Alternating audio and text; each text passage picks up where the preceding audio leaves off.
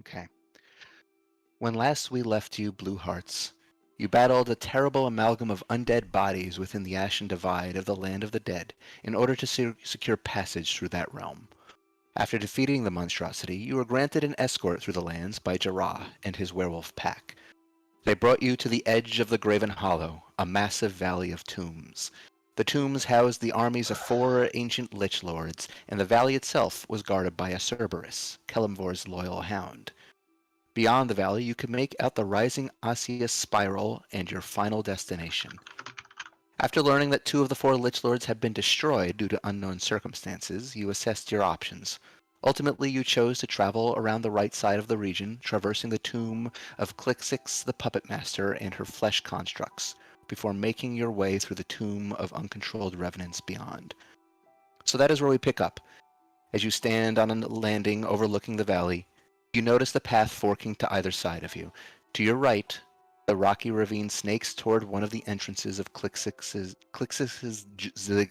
ziggurat. That was a tongue twister. Say it 5 times fast. Yeah. Even from here, you can make out that the entrance is being guarded by towering flesh golems who scan the nearby wastes for intruders. Blue Hearts, what do you wish to do? That's us. We're the intruders. Okay. All right. See, like, we haven't even started the session already. There's like a path. I was like, we're probably gonna talk about how to get in this door for like 20 minutes. Towering flesh golems. How do we... Just really carefully, right? I mean, flesh columns, unless these are special, they're not that smart. Yeah. Probably just try and... Ones that aren't made by an ancient lich aren't smart. Who knows about these ones? What, do we walk up and ask them to take us to their leader? That. I don't think that would work very well. I mean, you can try it, but... I'd rather not. I can't dimension door out.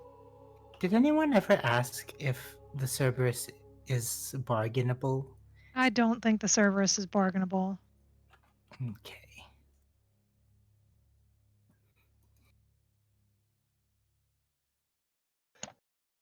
So we're looking at the entrance to the tomb, and there's a single golem guarding There's it. 2 golems. 2. How big are they?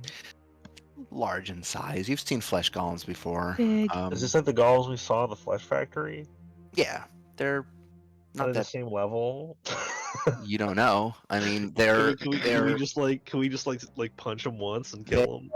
They are creatures that are vaguely humanoid, stitched together abominations, with just kind of drooping flesh and various sutures all over their bodies. They might be really easy to distract, or they might be so single-minded and so dumb that they won't even notice a distraction.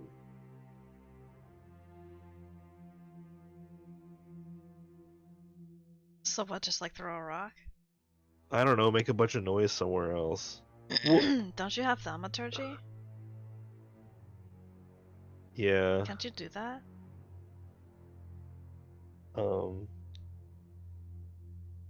Yeah, but I don't think I can do it very far away. I think thaumaturgy has a range of 30 feet. Yeah, so I can't really make it like off in a completely opposite direction. Well, there's another option. You have the What, Deck of Illusions. violence? Oh, how far can I throw a Deck of Illusions card? How far can you throw? How far can you throw? Well, does that factor in if I'm throwing a piece of Does of that cardboard factor in wind paper? resistance? Yeah, like, 'cause you know how it is when you throw a piece of paper or a card, it like It just gotta gets looped and it you goes back gotta in your face. frisbee Airplane it. shit. You can't just like... You gotta be like fucking- Gambit from the X-Men and just Yeah, toss the card. exactly. You I can't know, but just like chuck it. It's just gonna... But if you don't do it just right, it can just go flip up and then just drop right down like 5 feet away. Like it requires. Stop practice with the discus. He's not a discus man. He's Oh my god. he's a fucking cleric. He's not a fucking sportsman. So I would rule. Where are they? I know that there is like something similar as a weapon, like a thrown weapon. Um, not cards, but like throwing stars, almost like ninja stars, which I would rule would be very Shuriken? similar to throwing. Is it called Shuriken? It might be shuriken. Or is it Let's just called look. Throwing Star? I know it's I've one. looked for both and I haven't been able to find either. I just want to find like what the distance is. It is called shuriken, I think. They don't really have a very long range. They're like 20, 60. 20 Well, what's the feet. terrain? Is it like just flat no man's land from where we are to It's them? mostly a dirt road snaking up to the entrance of the ziggurat, and it's buttressed on either side by rock. Not very high rock, probably like maybe 6 feet tall. So it'll disguise the approach of most people, but obviously not you, unless you like squat down. Is there a locked door behind them, or is it just like open? It's an open passage. What's above them? It's the ziggurat just rising up at a slope up to There's the not like a apex. conveniently placed like loose like shelf of rock we can knock down to kill them with an avalanche. No. No. Tragic. Damn. Well, I figured it was worth asking. Maybe the DM was considering making an incredibly easy win button for the scenario that we're currently at level 19. You're 40 level years 19 in. and you're scared of 2 flesh golems. Well, dude, okay. Take it from my perspective. That's We fair. just fought some fucking zombies. We're like, oh yeah, zombies, no problem. And then like 3 of them almost killed Haraith. Yeah, So why don't we That's back true. it up? That is a I- great I will point. say that I had These- exactly that thought, and it almost killed me. So These things could be like level 30, and like one hit could do like 300 damage because they belong to the puppet witch or whatever. Yeah. So just keep that in Cast mind. out of hell You from set a the precedent castle. literally last session for underlings that are insanely You're right. overpowered. You're right. You're right. So forgive me for my caution. No, absolutely. You have a right to be cautious. I have a stupid idea. Yes. Mm-hmm. First off, do you guys think? Wait a minute. Sheriff, you It don't only- think? It would only work for both one of them. Wait, let me make sure.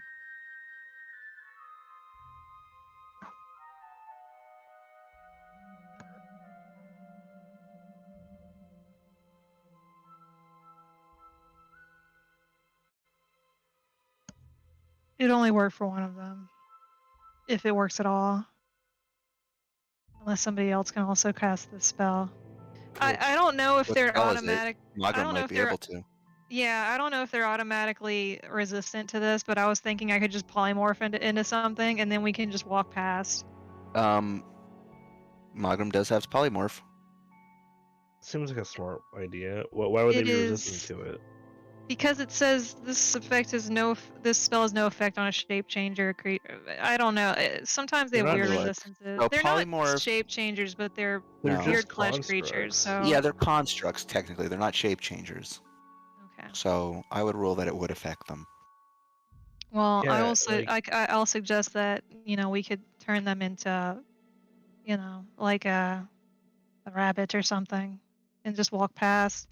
And I don't think constructs aren't usually very smart, so we can just drop the spell and they'll poof back and maybe hopefully not.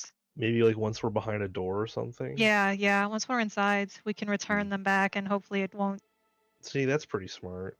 I That's couldn't pretty do that because I smart. don't have that spell. My We spells could- are healing, hurting, and I have a similar earthquake. spell, but it might not work.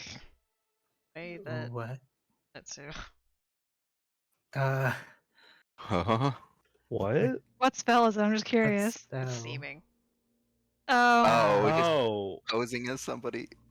Well, seeming is a pretty. Isn't We seeming can pretty hold on to powerful? seeming. Couldn't we all just like turn into something and Yeah, sneak what like if- spiders and So, sneak okay, through so the the if we- thing? thing is, the thing about Seeming- is that it's not polymorph. It doesn't actually turn you into the thing. It just makes you look like a thing. It's an illusion. It only allows you to do certain limited changes, I thought.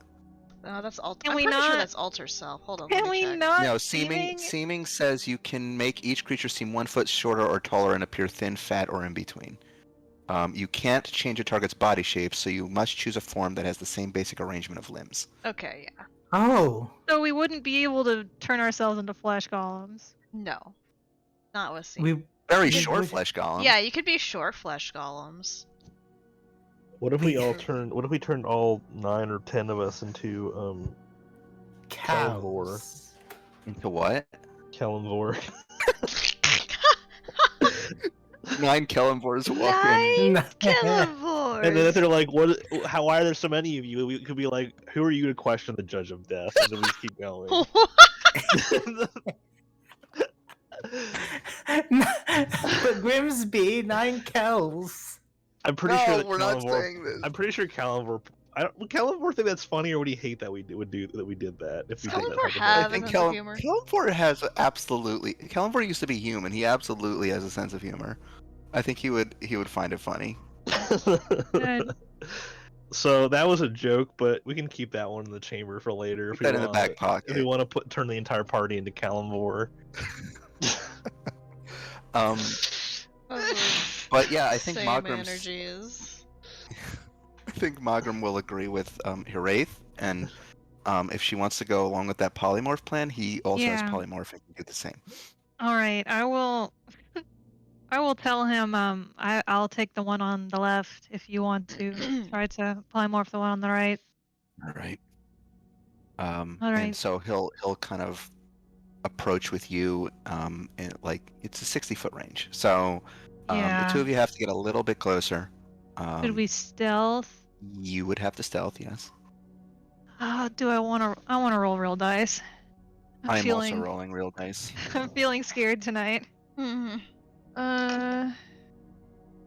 Which one of these dice will not? fail? Alex, I'm always scared. What did It's not- Magram get? Okay. Well, it's not great. Do you want my Got a- assistance? 17 rolled- total.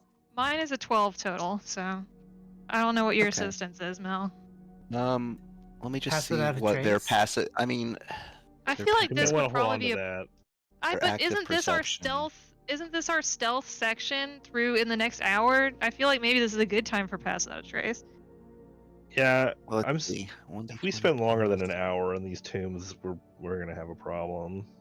1d20 plus 0 for these golems. Okay. They don't notice you approach. Oh, Okay. They Good. just seem to be scanning the horizon. You get a sense that they are extremely dim-witted. Good. So you and your brother approach, and then just utter the incantation for polymorph under your breath, and they need to make, I believe, charisma saves It's a wisdom. or wisdom saves. Okay. All right. So 2 wisdom saves. What's your DC? Mine is 22. Magram's is 19. Okay. So, before your eyes, the 2 flesh golems that are guarding the entrance to this tomb poof down into 2 small little bunny rabbits, and they Yay! kind of look at each other for a moment, and they start hopping around in a very confused fashion. Go, go, go!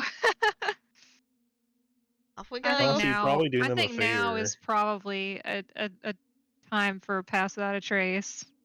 If we're All going, right. if we're sneaking in here, that's my thought. let's go. All right. So, you That would you be pop cool past to without a send trace around. as everybody gathers around you, Ellen, and everyone needs to make stealth rolls as you infiltrate the tomb. 6 Californias. What is that? You said Why 9. did you- Someone said. I might have said 9 Kellenvors. Anyway, it reminded me of the fucking 6 Californias initiative because it was so memeable. Oh, I don't even no. know what that it is. It's. They wanted to divide up the state. People tried to divide up states to give Republicans a fighting chance in a blue state, effectively. Fuck them. Oh, Yeah. you know, Makes sense. something that Republicans need, a fighting chance. Yeah, you know. Poor oppressed little Okay, so Republicans. 22 for Danya, 23 for Magram on their Wow. stealth checks. That's Curates and plus Danya, same plus 10? stealth. plus Oh, 10, wait, so yeah. 33 and 32. Yeah, mine is Oh. 30. I need one Mine for wasn't Russ. bad for once. Roscoe Hiraeth, or not Roscoe, Roscoe, Maito, and Verna. I'll roll those. I didn't include the 10 at first, so mine's at 32. And Roscoe. All right, let me pull up all of their. I'm just gonna pull up Verna and Maito's character Wow. sheets, and I'll roll for them. Goff. That's with the plus 10. Yeah, but still. 49 know, for I- Ellen. Jesus. He's a big guy. Okay. Oh Stealth my for god, no, Verna. you're literally at 50. Oof. Oh, that's You're reaching Maito. a number that is 13 for normally Maito impossible to total, reach. and 28 for Verna. So Maito got a 13. That's the lowest. Okay, 25, 35. All right. So the 9 of you slip on past the hopping guards and infiltrate the tomb. And as you step into this tomb, the first thing that strikes you about this space that you are stepping into, it's first of all barely lit by the Wast's ambient light outside. It is pitch black in here. There is not a single light. That means that anyone without dark vision, which is just Sissel. Sissel and Verna, Oh, it's been a while. cannot see at all. Which means that you effectively have the blinded condition while you're in here, unless Why there's did a we sort of not get goggles for these people? unless you have a source of light. The rest of you with dark vision, treat this as Goff. treat this as dim light, which means that you can see up to 60 feet in front of you, but you have disadvantage on perception checks. Straight rolls for me then. Yes. So, what you make out of here, at least the ones of you who have dark vision and can at least see the space around you, you make out an entry hall. It's about 2 stories tall. The ceiling rises only about 20 feet high. There's a double staircase that arcs to either side to a landing on the second floor, and they curve around a passage that heads underneath into a narrow hallway. To the left and right of you are entryways that go to more exits of the room. These seem to lead downward into a subterranean basement. And other than that, this place is quiet. So to once again reiterate, just very briefly, the potential exits to this room. You are on a first floor. There is a exit directly ahead of you that leads into a very narrow hallway, probably about 2 to a side if you're squeezing, and the roof is maybe about like 8 feet tall in that hallway. Go straight ahead. There's 2 to your left and right that seem to go downward, and then there's 2 on each side or 2 total? Like 1 on left, 1 on right? 1 on left, 1 on right. Okay, sorry. And then there's staircases that lead up to a second floor landing, which presumably have other exits, but you haven't gone up there yet, so you can't see.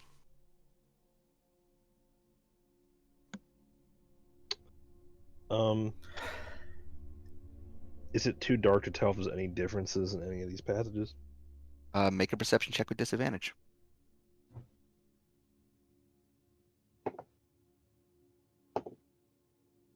20.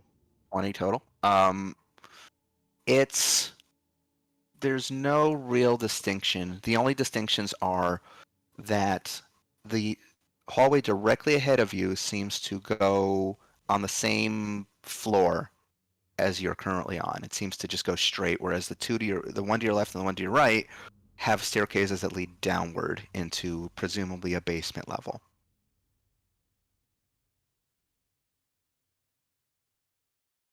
We're just trying to get through here, right? I don't know if we want to... we're just trying to go through here so we don't have to fight the Cerberus. Yeah, I'm trying to... As curious as I am, trying to meander off in the different paths is probably... Maybe going into the basement of a flesh golem ziggurat is a bad idea. What could Maybe. possibly be bad in the Yeah. basement of a flesh golem ziggurat? We've never been in a ziggurat before, right? So like navigating this is completely blind for us. Sometimes, for some of us, that's literal. Yeah. Mm-hmm. Haha. I think Verna probably sticks near Mido in order Yeah. to guide through it, through the space. All right, so given your available options, and obviously there is a second story landing if you want to explore on that floor, what direction calls to you at the moment? Well, what way do you want to head? if we put a pros and cons list up on the board, on the whiteboard, hypothetical whiteboard, so Mhm. far we have nothing except that for the two doors on the right and the left, we have cons, basement. Basement of Flesh Golem Ziggurat. Do we have pros and cons for any other door, or pros for going down the stairs?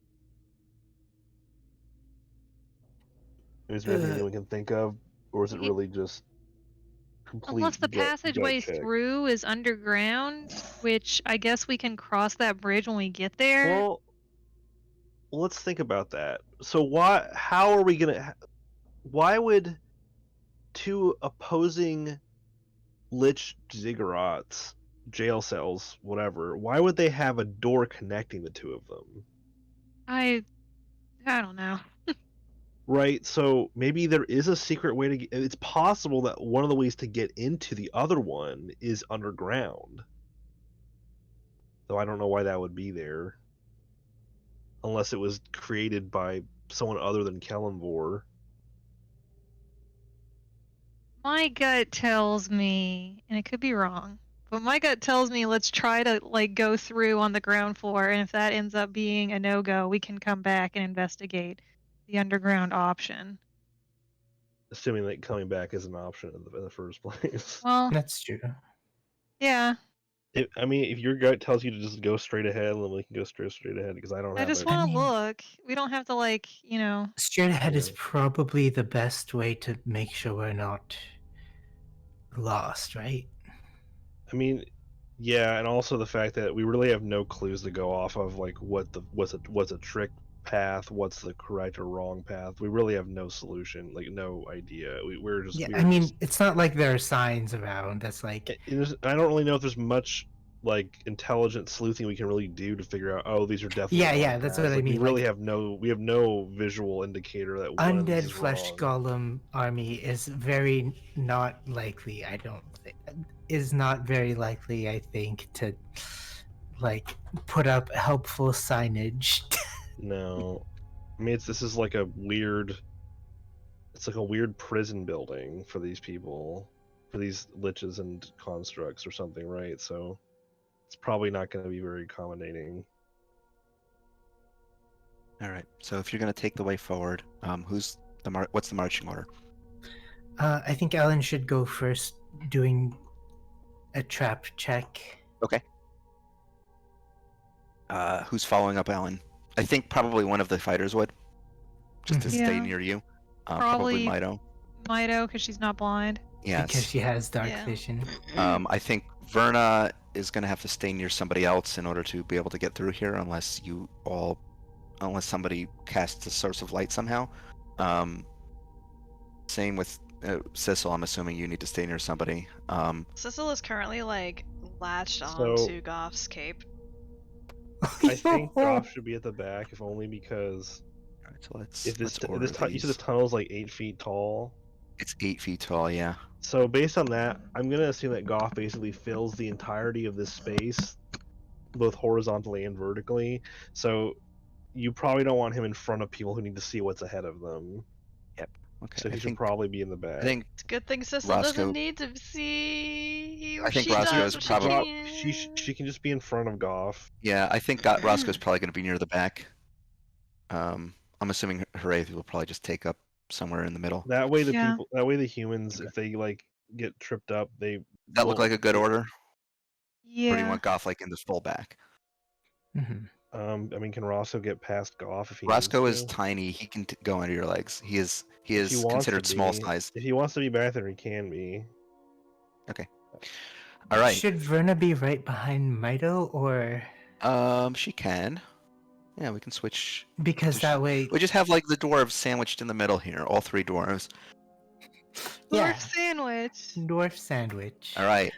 So Alan, with you taking the lead down this narrow hallway, with really very little room for maneuver, you're kind of, at best, you could probably squeeze, shoulder to shoulder if you were to be next to one another, but like two people shoulder to shoulder will be able to fit in this passageway, but other than that, it's very narrow. I want you to give me a perception check, straight roll, looking for any traps. Trap. Ooh, 18 plus. Perception? Yeah. Straight roll. 18 plus 11 is 29. not 29. 29. Okay. You do not see anything. You continue moving on in that direction, carefully checking the ground before you. This hallway just seems to go on and on and on. It doesn't seem to open up into any further larger rooms as far as you can see. It seems to just descend deeper into the center of this ziggurat. What is everyone's passive perception?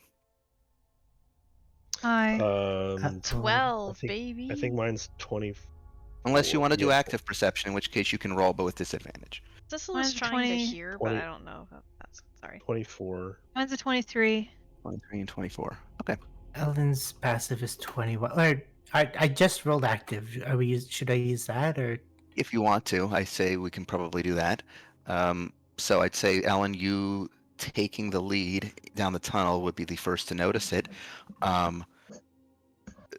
It's very faint. Hiraeth and then later Goff can kind of barely hear it from their position near the back. Nobody else seems to notice this.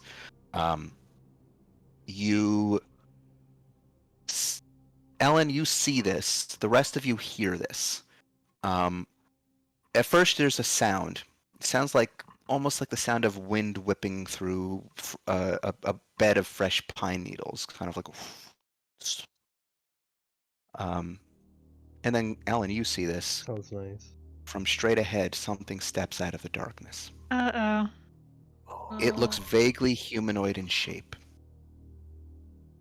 It appears to be a woman draped in rags from head to toe and hooded. And she's just standing there in the middle of the hallway. Is it the puppet master? You don't know. What was the name of the puppet master? Click 6. Like 6. Mm, I guess. Should we say hi? I mean, we're not hidden, right? Like she's looking at us. She's looking at us. She's standing in the hallway. That's We all are you just know. We are just standing a- there, We're standing a we're a conga line caught with our head in the cookie jar.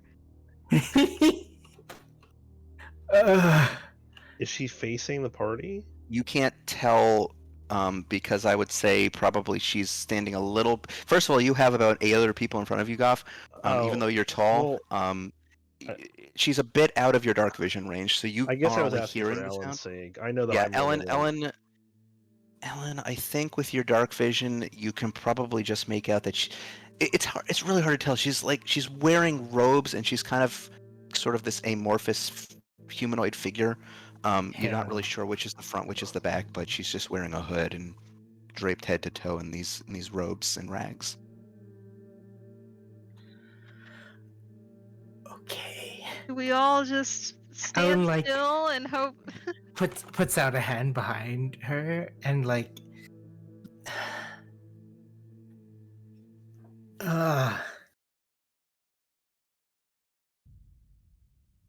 Is she just standing there?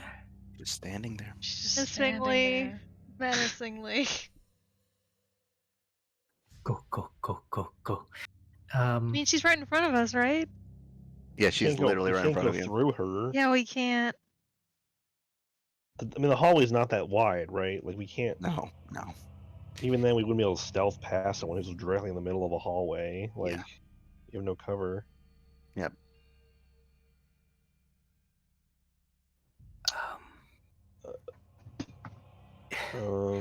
She doesn't seem to. She's not like acknowledging Not yet. any of us. No.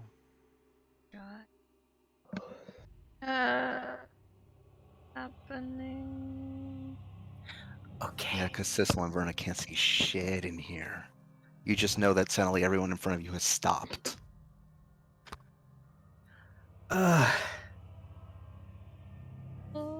Okay, we can go back. Shush. You start backing away. Mm-hmm. As you do this, you see the figure shift. And then you hear a voice call out from underneath the robes. It's a woman's voice, an old sounding woman. And she says, "Ah, intruders. It has been so long. Let us see what makes you work." And then, Ellen, you watch as the woman's form seems to come apart in an explosion of fine hair and silk, and her form disappears. Just Is this gonna be like the doll lady house Resident Evil. in Resident Evil 8? Are we gonna get chased by a giant flesh baby? And then at that moment, from behind you, in the direction that you just came, you hear the wet sound of footsteps. Oh no. Oh no. Cecil, you can cast light. We're made. Go. Okay. I cast light on my staff. Okay. So that is going to project 20 feet of bright light, followed by 20 feet of dim. So that should, I think, where Sissel is, cover everybody. Well, most people. Verna can also take out her sword. Yeah, that is true. So Verna can unsheath her sword, producing even more light down this tunnel. It seems to stretch on in either direction. However, looking behind you, you see forms approaching. You see what look to be similar looking creatures to the ones you saw at the front of the ziggurat. Maybe about 3 or 4 of them that are crawling over one another to rush down this tunnel toward you. Did we try to rush ahead? If one of us does it, we're gonna need to all do it because we're all in kind of a conga Yeah, I mean, line. What the all the paths around us have flesh golems coming towards us, right? It's just This flesh is just a everywhere. single path, a narrow path, Oh. and that's been straight toward you so far. Like, there's no branching paths just yet. You haven't found any. Oh, I thought they were like stairs. That was back in the main room. Oh, okay. Well, and where are the golems coming from? Behind you, Front, so they behind. would be... Okay, we need to go yeah. forward then. Just Yeah. kind of... All right. I don't like who's drawing that. Oh, that was me by accident. I didn't mean. I Okay. was trying to use something else. Let me do something really quickly.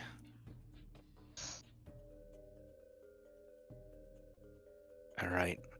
You rush forward, and as you do so, the path seems to snake to the right, and you turn the corner, and that is all right. So as you race around the corner, you hear something. You hear from in front of you yet more creatures. I'm trying to get this all set up the way it was. So Mito, Berna, Magram, Wraith, Sissel, Goff, and Roscoe taken up behind. All right. So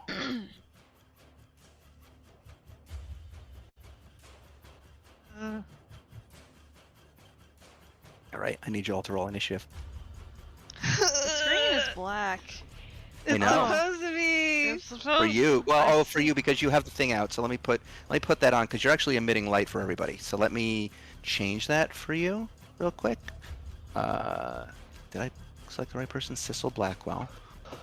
Token emits bright light in 20 and low light in 40. So that should let you see now. And then I believe Verna. Let me look at the Sun Sword real quick. Actually, no. Her sword. She's not using that sword anymore. She's using the Justice Gavel.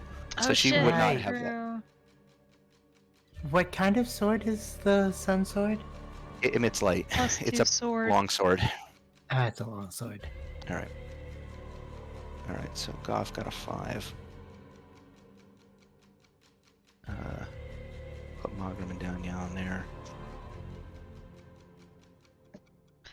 I 20 rolled for something not Mogram. shitty for once. And Danya. Roscoe. Ooh, And buddy. Before we all start, right. Yeah? I'm sorry. I'm just rolling for everybody. Let me roll initiative for Mito and Verna. Damn, good rolls. Wow, For some reason they didn't show up on the turn order, but I'll fix that in a sec. It looks like you rolled twice for Mito. Did I? That's weird. I didn't intend to. Oh, huh. That's weird. 16 for Mito. And Verna, let me just roll Verna real quick. Sorry, what did you want to ask, Tom? Can I say something as a free action before the initiative Yes. starts? Yep. There was 7 for... Am I, from where I am I able to see that intersection up ahead by Ellen? Yes. Uh, Actually, yes. Yes, you can. You can see that with your dark vision, you can see that the hallway seems to go off to the left. all right. 2, 3, 4, 5, 6, 7. I'm missing 2 people. I'm missing here Ellen and Roscoe. What does Ellen and Roscoe get? Ellen got. I pulled it up. Wait. Yeah, I know it's really hard. I mean, I'd Sorry, appreciate if you 25 just... for Ellen, 22 for Roscoe. So I had to. Yeah, that's fine. Okay, and then let me put all these flesh golems on the map. Okay. All right. Okay. So, what did you want to shout out, Goff?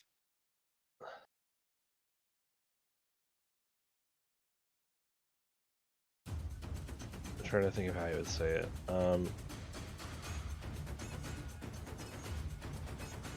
Goff will say, unless your unless your arrow finds a better mark, give me some moss to work with. Moss? Okay. If you basically him saying, unless you decide to shoot something or do something else, give him a moss patch and maybe we can slow something down. That's his. All right. What he's trying to tell you. You don't have to do that on your turn if you don't feel like it'll be a waste, but that's what he's gonna say. Ellen, rushing up ahead, taking the lead on this party, you see just as you round the corner, there are flesh golems coming toward you. What do? You see the path snaking off to your left, and then forward is where the flesh golems seem to be coming from. Again, no pressure. If you decide you want to kill something instead of that, what I said, please be my guest. I'm assuming there's no plant life in here for me to actually use plant growth on. You could give me on your turn. You can give me a perception check with disadvantage to look for it. Okay. Uh, I doubt the realm of the dead. from seeing Goff cast plant Growth. plant growth before, does he need to be able to see it to make it go crazy? He needs to be able. I believe he has to be able to see it. I believe you do. So, if you use it as an action, choose a point within range is all it says. Point within range. Into plants within a specific area. Yeah. It doesn't say specifically that a range that you can see. Yeah. What does Ellen want to do? I've never used the moss arrows before. That's You start. have. You used Fine. them once or twice before. to give me Plus- for this exact combo. Like we've done it once or twice before. I think so. Have I hit someone with it and grew moss on them? Yes. Is that what we did? Yes. Okay. In that case, Well- moss arrow. If you're gonna hit him, I would recommend using a different arrow. I was gonna try and block off that intersection right ahead of you. Well, I'm metagaming. Never mind. Just do whatever you feel is best. Sorry. I thought you wanted to like go down because it looks like this tapers off. Like it looks like this is also another hallway. What are you talking about? You have to ping. I don't Here, see. sorry. Okay. I think. Yeah, you don't know. I mean, this is all happening very quickly, and though we are in initiative rounds right now, Yeah, you're not going to really if you- have the moment to tactically assess this situation. Stuff Yeah. is coming at you quickly. Okay, I think Ellen's first instinct would definitely be to shoot like this guy with a moss arrow because there is one more behind him, Okay. and who knows how many more Right, behind give me an that attack one. But can I do the The insight check? Yeah, insight go for check it. first? Hang on. Sorry, -1 to moss arrows skills. Insight is plus 17, so 34. Is insight. your short bow a? Never mind. It doesn't matter yet. Okay, so plus. What was the total to hit? 34. 34 hits. And then bow damage is a d6. Wait, what did you roll on that? Damn, like a 17. 17. Damn, 17 that's really plus. good. Oh wait, no, sorry, that was insight for that's insight was the 34. I Okay, didn't yeah, roll- insight was a 34. I was Sorry. like, that's really high for you. I I didn't know didn't- you had that much of a I modifier. forgot. Sorry, steps. It's like a plus 15 to hit. Yeah, no, that's. Or no, I that's have a- even more. well, That's like a plus 17 to hit. Yeah, I have. or- Well, I do have a plus 17 to hit. Oh my god. Okay. I have. All right, make a hit. Make a roll. Sorry. We 13 spent plus a lot of 17 time on this is- roll turn already. I'm sorry. 30 total. 30. 13 plus 17. Bow That damage hits. is 4 plus 11 is 15 bow damage. 15 I bow think that's damage. piercing. It says piercing. Yep. And then sneak Sneak attack. is 13d6, I think. Yes. 42. Okay. You knock an arrow and fire a is this just a moss arrow or a regular arrow? Moss arrow. Moss arrow. Okay, so you fire an arrow, the moss arrow impacts with the flesh golem, and you watch as some of the moss starts creeping over the front of this creature's chest. Do you stay there? Do you move?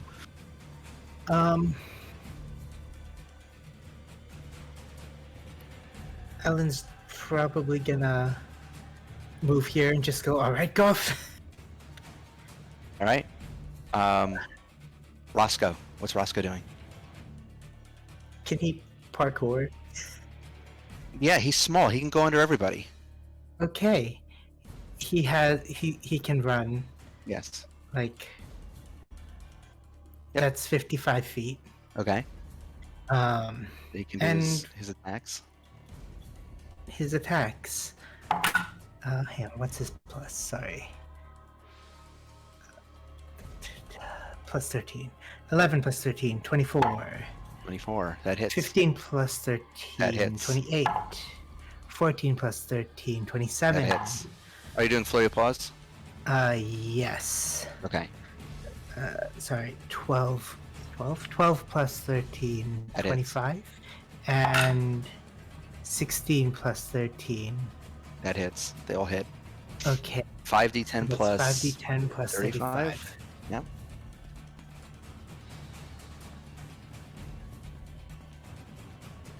$52 damage.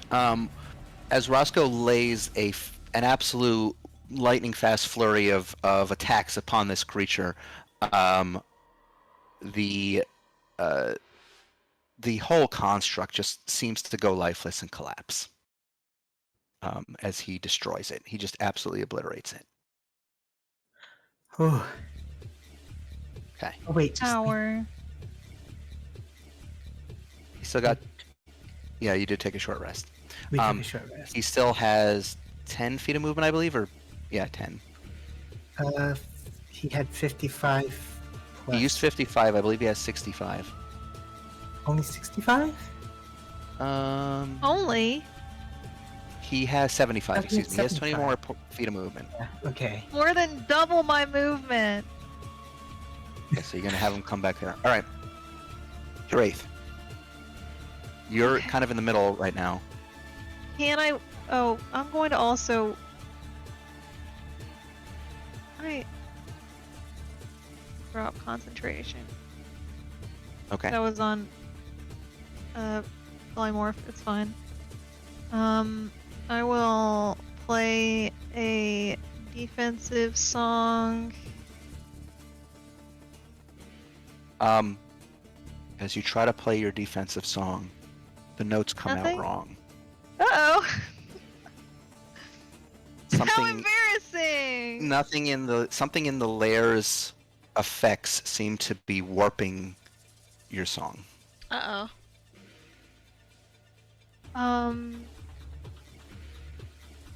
Does that use my bonus action? It does. Okay, that's fine. I will move up ahead a little bit. So, like you take a moment, you try to play a song, and something seems off, something oppressive in the air, and you just shake it off and you move forward.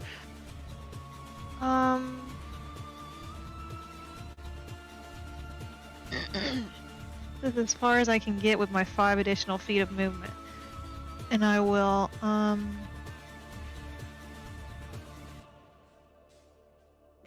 just trying to kind of want to test and see if my magic works, because it is all also based on being, Mhm. cast through a magical focus that is an instrument. So, but I don't want to waste anything too big, so I'm looking real quick.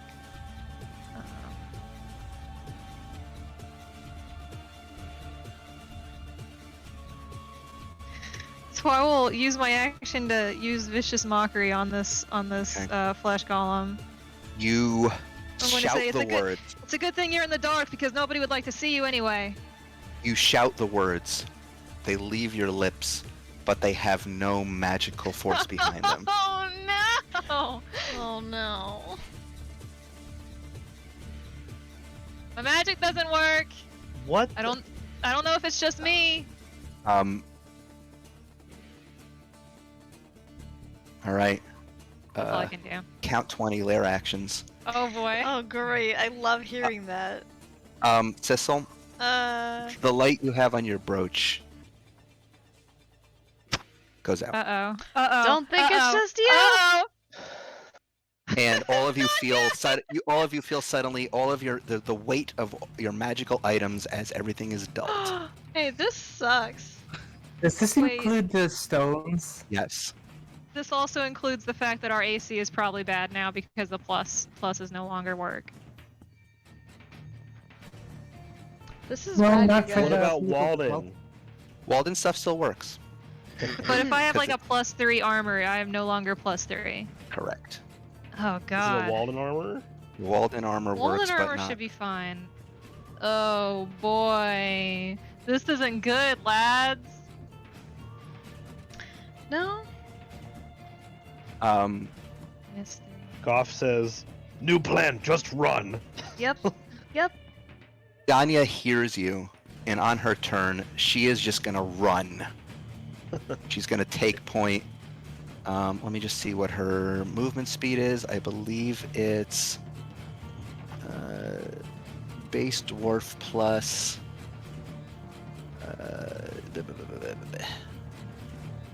monk. So she's a 15th level monk, which means she gets 25 additional feet of movement. So she gets 50 feet of movement, and she's just gonna dash, including step of the wind. Should she just go like all the way? Do you want her to like run out of sight, or just run, or just you? Do you want her to keep with the group mostly? I feel like wait. Does she know if her shadow monk abilities work? Can she do the shadow step thing? She could try. She's gonna try to use a bonus action to shadow step. And she seems to concentrate for a moment and then look very frustrated when it doesn't seem to work. Okay, Um, if I notice that, I'm just going to say, try to scout ahead, but don't get too far away if you feel like you can't fall back to us quickly. She nods, and she's going to use her action.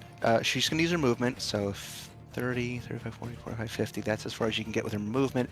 I think she's going to rush up with her action to go another 50 feet. Very spooky, not saying anything. She runs. You can't see what she's in right now, but you do hear from down the hall as she kind of surveys the scene. She says, "Door up ahead. Okay. Monsters to the left and right." And she's going to take patient defense. Mm, Okay. Mogram's turn. He is going to step up here. Seeing that your songs didn't work and none of your Yeah. magic worked, he's just going to pull out his two scimitars and hold his action for anything to approach.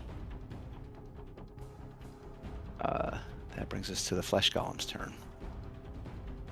Let's see. What is their movement speed?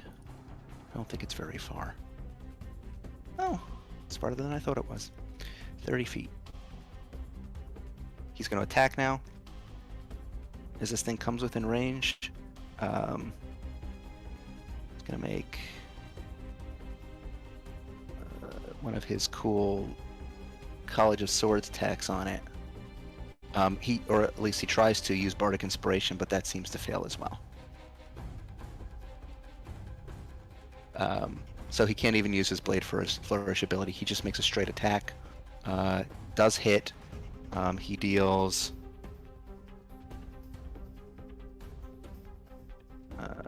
12 points of damage. That's all he can do. All right, what do you want Mida to do? Run. probably go Run. ahead, yeah. Okay. She doesn't have She doesn't have the wings out, so she just has regular speed. right, so move. Because 30. Okay, that's as far as she can get. Sissel, what do you want to do? Sissel is going to blindly follow people. Just gonna latch on to Goff as he runs, and also, and for the foreseeable future, because Sissel is useless and a noodle, she is going to continue, like, as they continue moving, keep casting light, or attempting to cast light. Okay, every time you try to cast light again, it just fizzles. Yeah. She's just gonna keep doing Alright. that, unless something changes. Okay. You hear the sounds of battle up ahead, by the way. It seems as if a number of the flesh golems have started engaging with Danya.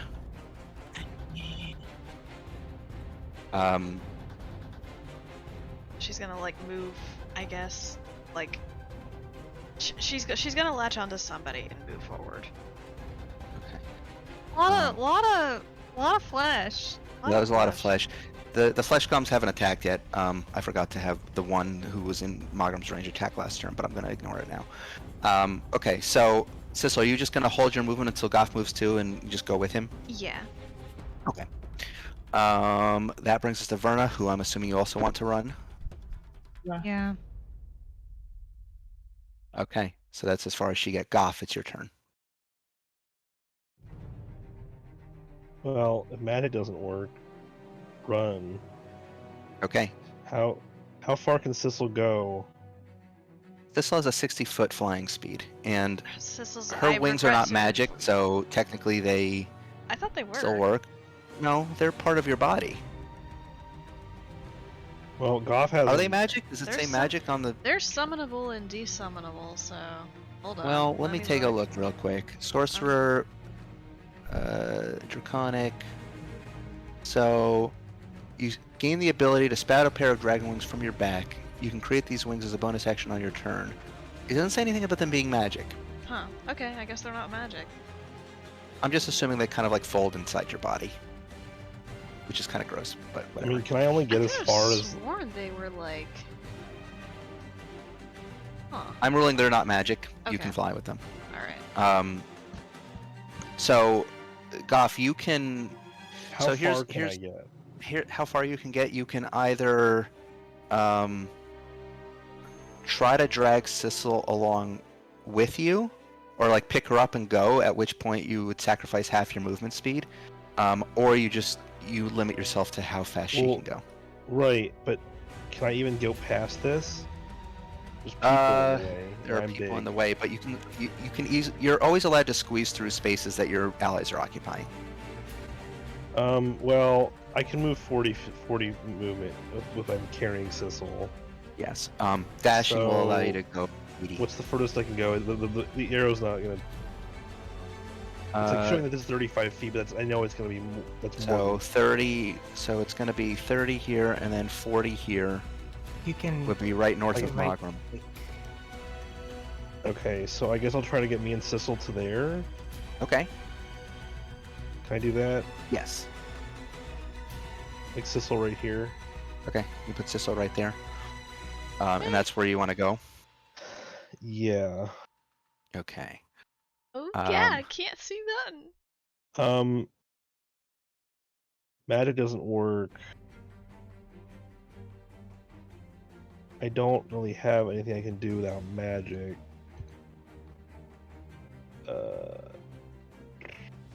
Well, I mean, I guess I can hit the guy right below me. Yeah, you can. Keep in mind that you don't have any modifiers in your magical weapon. It would just be a straight roll with your proficiency Expertise and yeah, yeah, So it's not just expertise, proficiency. proficiency and your strength modifier. proficiency and strength mod. Mm-hmm.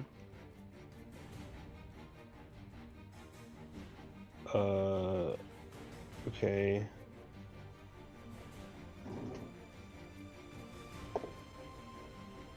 Well, I rolled high.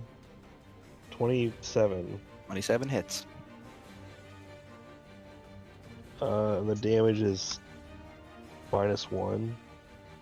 If it's a +1 weapon. Yeah. So Well, the damage is going to be whatever the damage of the weapon is plus your strength mod. Just think of it that way. okay.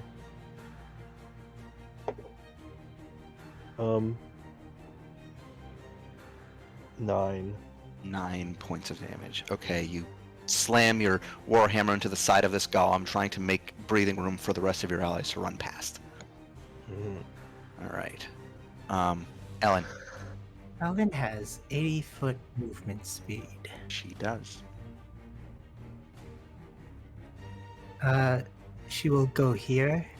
Are you using your bonus action to what's the thing that rogues can do where they can't be your cunning action to my brain is you know the thing where Disengage, they dodge. disengage. Yeah, because otherwise you're going to take an opportunity. No, she'll take that. She'll take the hit. Okay. Yeah. That is going to be a 26 to hit. That hits, but she'll dodge She'll uncanny dodge it. Okay. So it takes no damage. Actually, no, because you're that's a benefit of your avatar stone, which doesn't work right now. Oh, right. So you take half the damage. You take 11 points of bludgeoning damage. Question: Hero's Feast. Is that still a Nope. thing? Nope. Okay. Womp So womp. all of you lost your max HP as well. I'll keep that there just in case it ever comes back. Yeah. Okay. So look at this one that's like fighting Danya right now because Okay. she's kind of She's being overwhelmed a little bit. She looks pretty. Yeah, she looks like she's barely dodged a lot of their attacks. She's kind of like holding position and ducking and weaving. 15 plus. This is your deception? Yeah, you're good. Okay. Or your insight, rather. Yeah.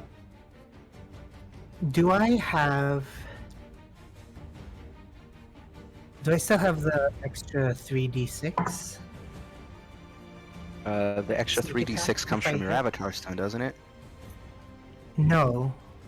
The extra extra- 3d6, the extra 3d6 from your class ability still exists. Okay. If it's a class ability and not magic or magic item related, you still have it. And my weapon. I'm so sorry for taking up so much time. Your weapon does not get the modifier anymore. Even if it's a Walden module. If it's from Walden, yes, you still have it. Okay, so it's still a +3 weapon. Yes.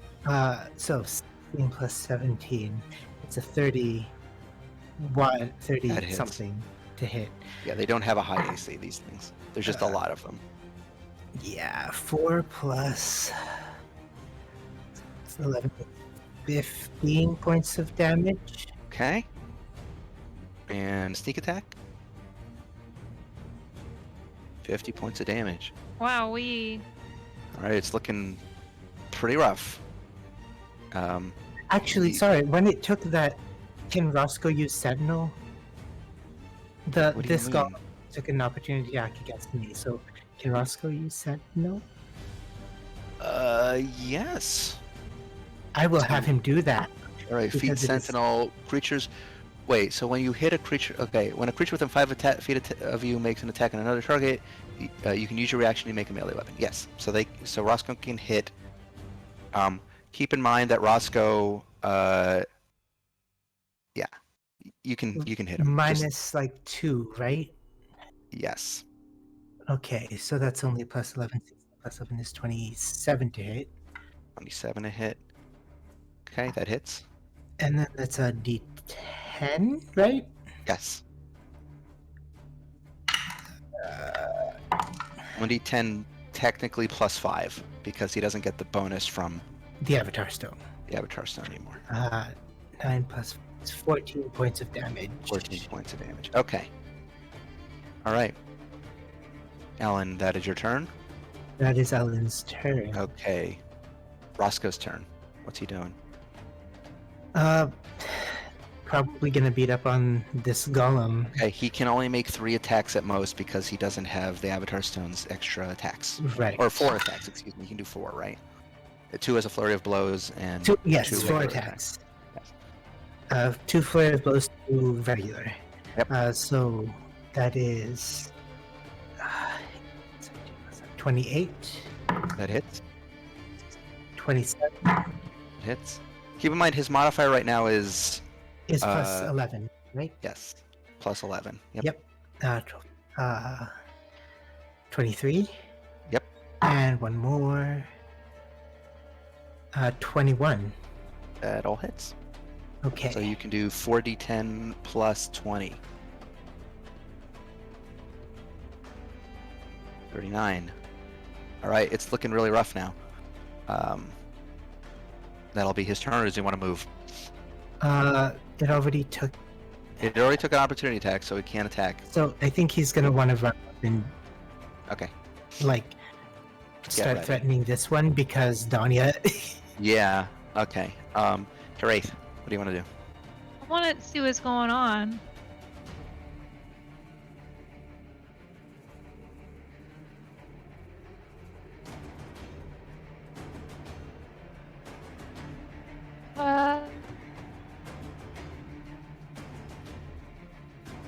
This is the one that's hurt.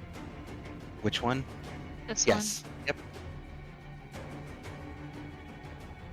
one. Well, there's so little I can do without any magic, but I will try to. I'll pull out a longbow and try and shoot it 2 times. Okay. Let me calculate what this will be without my So it'll just pluses. be Roll plus proficiency. plus proficiency plus your charisma mod, which in Yes. your case you would do minus 2 from that because you would lose basically 4 points off your charisma. Okay. So it will be plus 12. Yes. All right. That great. just hits. Oh my god. I'm gonna roll because I can shoot twice, so I'll go ahead and do that. Yeah. All right. Okay, they both hit. It's just a babby longbow, so it's gonna be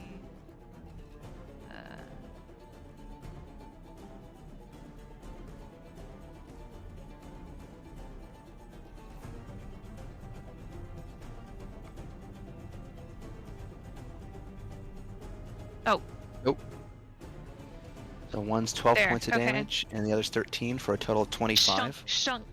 Yeah. 2 arrows stick out of it. It kind of takes the impact from both, and then lurches forward again, looking like it's going to menace Dania again. Well, that's all I could do. Count 20 lair actions. Uh, You all hear the scraping of stone from around you, and I need Sistel, Uh-oh. Danya, and Magram to all make dexterity saving throws with disadvantage because you can't see where it's coming from.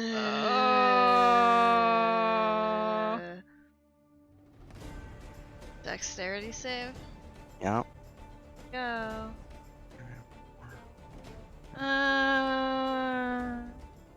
Right, Danya. Oh, I should. All right. Those of you nearby, you can't see anything. Whatever's in this very sudden moment assaulting these three individuals is so fine as to be almost invisible to the naked eye without a very keen eye or time to look at it very carefully. From the standpoint of the three who are attacked, Sissel included, you suddenly feel as if your body has been wrapped up by some sort of fine wire or mesh or some sort of like hair or silk.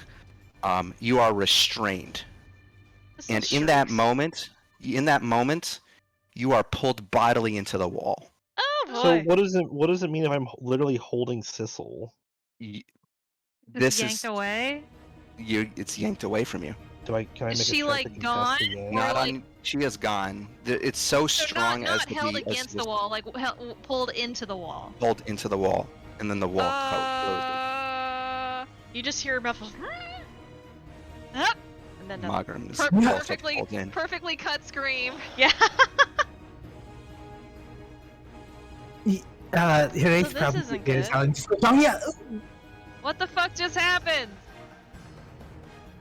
I'll get to what happened to the three of you in a bit. Oh boy. Oh no! I don't like it. Nothing good is happening. That's very Um, terrifying conceptually. Like you're in a pitch black room and you know bad things are happening and suddenly you just get yanked. That brings us to the flesh golems. These two are going to attack Goff. Sissel is no longer there. I just didn't have a. I'll just put Sissel over here for now. Baby jail. Here in gay baby jail. They're going to make attacks on Goff. One is a 17 to hit. It's going to make two slam attacks on you. They both have multi attacks. So the second attack from the first target is 25 to hit. Yeah. And then the other the other one's going to make two attacks on you, a 13 and a 20. Only they don't hit. Okay, so just the one attack hits you. You suffer 33 points of bludgeoning damage. See what I'm saying? 33 from one hit. Yeah. Busted ass minions. The other ones up here are going to just start moving in. This one's also going to come up. It's not going to attack Goff, though. These ones are going to start moving in, attacking Roscoe. They're just basically all moving to block your path. They are going to attack Roscoe and Mito. Two are going to... It's narrow hallways, narrow confines, so they can't all... get to you. So one's going to attack Mito, the other two are going to attack Roscoe, and the rest are basically unable to... Well, three can actually attack Roscoe. What's Roscoe's AC currently? -2, right? So 20. 20 total? Okay. So, of that... So, the first is a 14 and 18, so those both miss. A 26 and a 12, so one hits from that. And then a 15 and a 16, so only one hits. Roscoe for 25 points of bludgeoning damage.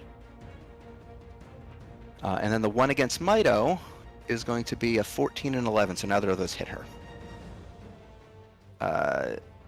It is Mito's turn. I think at this point, seeing people pulled into the wall, she's gonna slam her hands against the wall for a brief moment, seeing if she could like punch through it like instinctively. But seeing that's not happening, she's gonna look ahead, see that there's a door at the end of the hallway up here.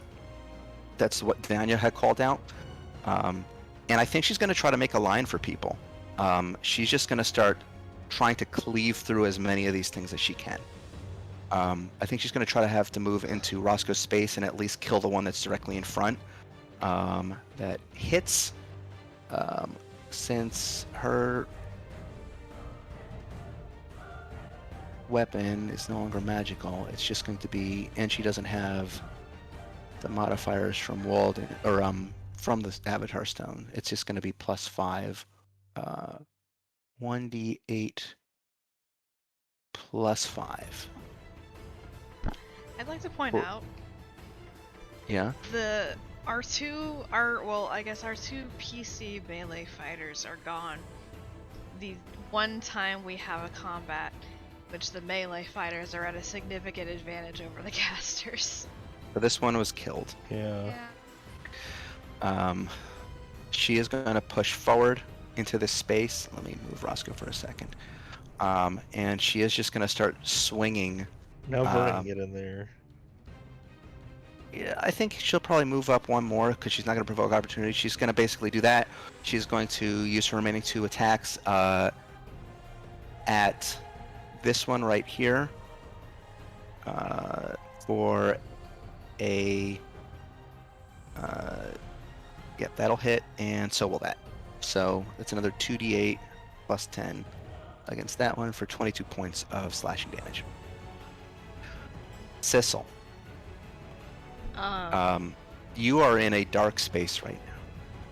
So nothing you has seem changed. You seem to be surrounded by some sort of fine, like almost cocoon. I need you to make a strength saving throw for me, please. You can feel the wires or the mesh or the cocoon starting to like seep into your skin and try to get through into your nostrils. Question. Yeah. I know it's Red's turn. She's restrained, right? I think she automatically fails them. Well, No, that's not what I'm asking. That's not what I'm asking.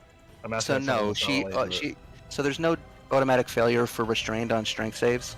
A restrained creature's speed becomes 0. It can't benefit from any bonuses to speed. Attack rolls against it have advantage. Creature attack roll, and their attacks have disadvantage, and you have disadvantage on dex saves, Okay. but not strength saves. I just want to remind Red of something she has if she's able to do any sort of action in this turn. I hope this is okay because I'm looking over. Yeah, that's absolutely fine. Do remember, you have a Walden Innovations patented emergency containment bubble. You do. So I'll put that out there. That will work. That in will this work. Situation. I want But to that remind only, you. I think the Walden containment bubble only matters if you fall to 0 Yeah, HP. it's a if you drop to 0. I don't know if it's manually. Well, It's not manual. you still have it. Just remember you have Yeah. it. I was just looking over what items people have from Walden that work in this scenario. All right. So if you'll give me a strength save, please. For comedy's sake. Ha! You struggle to try to break free, but are unable to. You feel, so that's 1 failure. You feel the I don't like that you're counting the failures. you feel the wires and the mesh or whatever this is. It feels like hair, almost like puppet strings, starting to weave their way into your flesh. I don't like No. this. She's This gonna sucks. she's, This is making she's me, gonna like, get a IRL little. sick. She's gonna get a little nasty and, to the best of her ability, start trying to bite through. Whether or not that's effective, who can say? But that's what she does. Okay. Magram and Danya also have to make similar strength saves. Wait, Uh, can it? Oh wait, no, never mind. I'm thinking of Dragonborn. Let me see here. Wait, let me just see what Magram. Or you're thinking okay. of Sissel could like puke up some acid or something. and Yeah, I try was thinking she had like an acid breath. That would be cool. I forgot be for a second funny. I don't that think being she a draconic sorcerer doesn't mean that you can use dragon breath. Okay. That's It's good. All right. Dragonborn. What's Verna going to do? Help might Oh. I'm assuming. I think Tear those Verna's into going to push pieces. forward and try to just keep the hallway clear. She's I gonna would imagine. Yeah.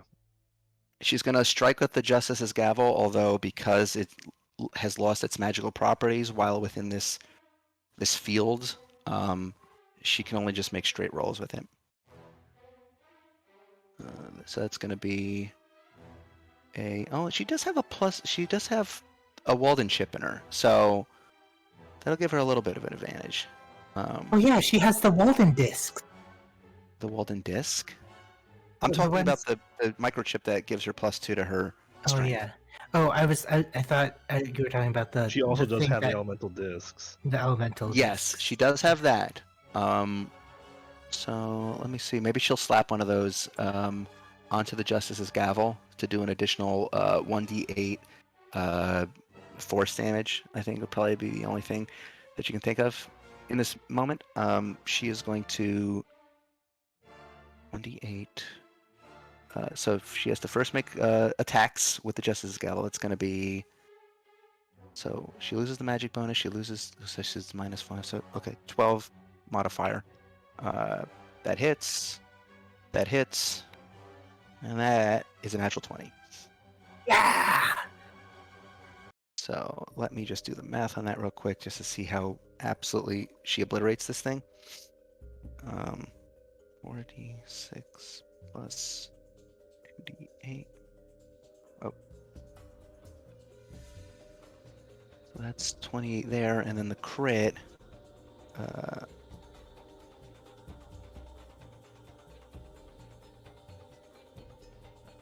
Okay, so that's 47 plus 12 plus 8. That's 67 damage total. Verna just goes absolutely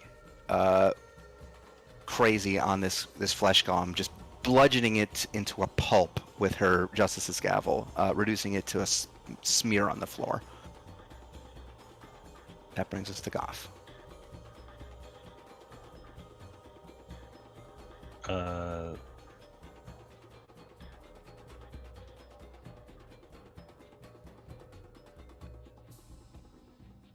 Well, there's not really a lot I can do. If magic is not available. Like, I want to do like a check on something, but is it possible for me to like suss out what's going on or where they went, or I would say is there anything I can do? Like, is there even an inkling of possibility there's something I could do besides just hitting this thing with my shitty attack or moving? Like, do I have any options available to me that could result in anything? You don't have to tell me like, oh, it's if you make this roll. I'm just saying, like, could I literally do anything right now besides move or attack? Like, that's what I'm trying to figure out, because I feel like I have given no you real are a cleric options. with a lot of, I mean, unless there's class abilities that clerics have that aren't related to your spell casting, you can use those. Class abilities, is turning undead considered a spell casting ability? I believe that channel divinity is considered a magical effect, so that wouldn't apply. So you can't use that. Let me look at the language of it first, though. Channel divinity says, at second level, you gain the ability to channel divine energy directly from your data, using that energy to fuel magical effects. So since it's defined as magic, it wouldn't be effective here.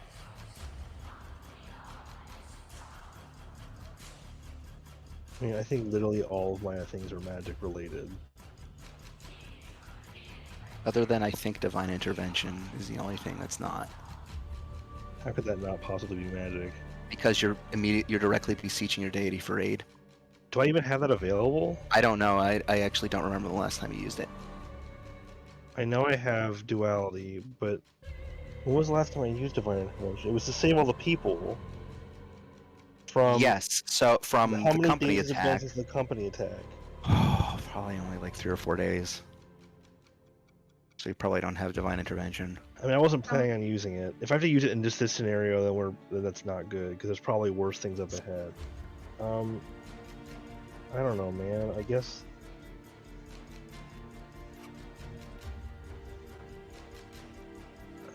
Did I even like? Are either of these things even like a little bit hurt? Yes, the one directly in front of you is very, very hurt. I'll try to maybe kill it, but I do so little damage because I can only attack once, and my weapon has no magic. It's already not a very good weapon. Like, I haven't invested anything Okay. into this weapon Make an attack roll. for a very long time. So,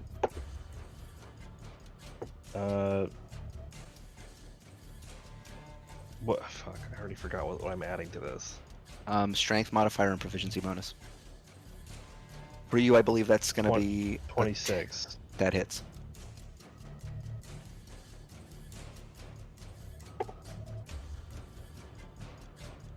Uh, 8. 8 points of bludgeoning damage. You bring your warhammer down directly on this golem's head, just crushing in its skull. And No, that- just as for my player knowledge. Yeah. How much of that was me, and how much was somebody else?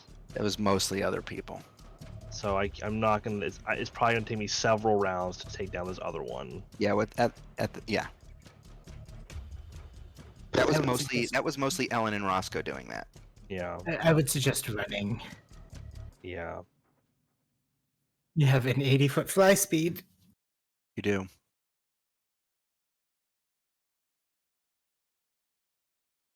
And there's really no clues around me as to what is happening. You Like, are there's in the nothing- dark, being swarmed by flesh golems. There's not a whole lot of time to stop and assess.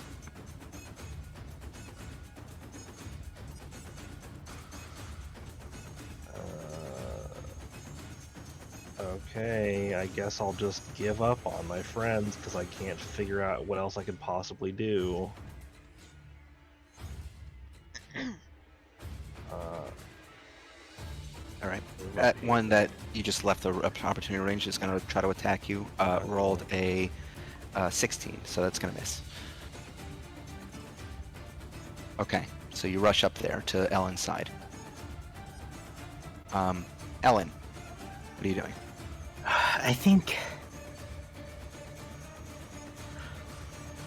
no choice but to run for it, I guess. Alan's gonna bonus action disengage. Okay.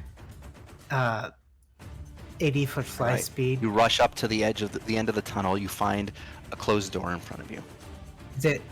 Does it look locked? Make an investigation check. Okay. Straight roll. No. You can get Oh. advantage on that. You're only affected. You only have affected by perception. Okay. Investigation would be fine. Because investigation, you're basically like stopping and like peering at it very closely. 19 plus 16 is 35. It is locked. Yes. Well, in that case, unlock, please. We'll do that. Okay. Give me a lock picking check using your thief tools. I don't get the +5 bonus because that's a magical don't? item, right? So it's just going to be and you also are lose a little bit because you lost your avatar stone modifier. Right. So That's basically 7 so down, I believe. minus 7, right? Yeah. Mm-hmm. So instead of 25, that is plus 18? 18, right? Yes. Plus 18. Yep. Okay, so 17 plus 18 is 35. 35. You, in your haste to try to deal with this door while your friends are battling off these flesh golems, you start working rapidly with the lock, but this is a much more complex lock than you're used to, and you don't have the fine control with out your magical gloves of thievery. You start working on it. It's not fully successful in one round. This lock's gonna take a while. Hold him off.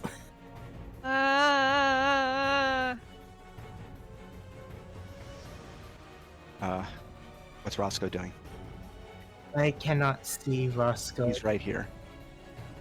No, Down, right in the middle of all these golems. Oh, okay. Hang on. I'm gonna have to move Alan down so I can see. Oh yeah, I'm sorry. I actually took his sight vision away because that basically gave it away for everybody else. If I wanted to. Okay. Right here. Ellen's not there. Still at the door. I just need to see, Yep, like, yep. Roscoe.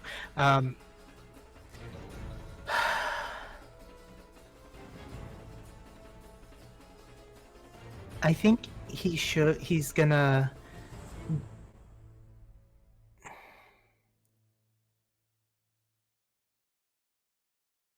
Ooh.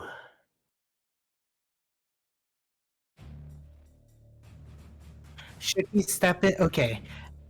Should he step of the wind, disengage, and then set up like at over here in like a Let him. guarding Yeah. position? He could do that.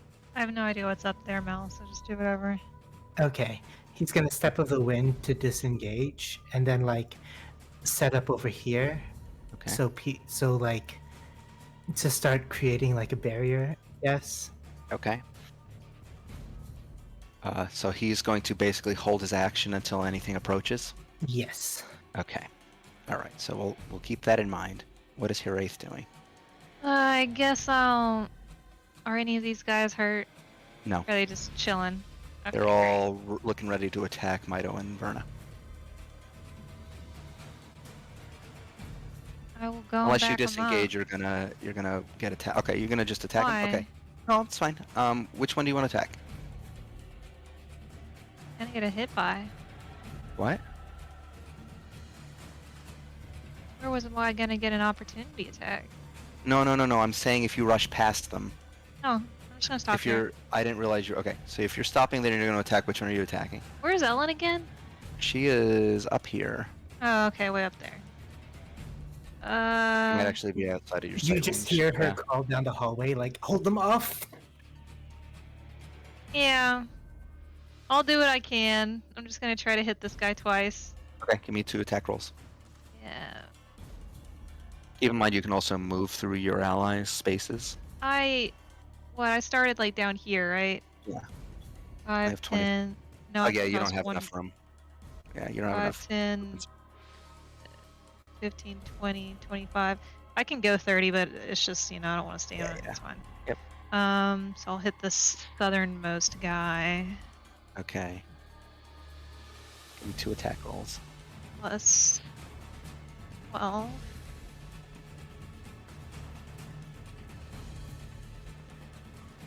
Wow. Oh yeah, that's a natural one, so that misses. So But good the first at one does. rolling. The first one hits, so you can Okay. roll damage on that. Ooh, okay, Alright. 14 points damage. Okay, I'll Danya give and it a Magram. Whack. Okay, let's see what's gonna happen at this point. So at lair actions, Oh. you just hear more roars down the tunnel as even more flesh golems are starting to approach. You can't see them yet, but you know they are coming. They're actually seeming to come from behind as well. Great. All right, Danya and Magram both have to make strength saves.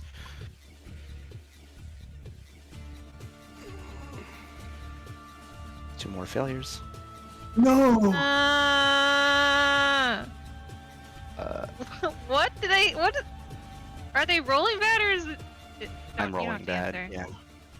Ugh.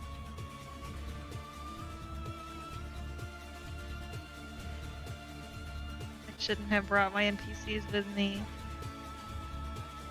It's all my fault.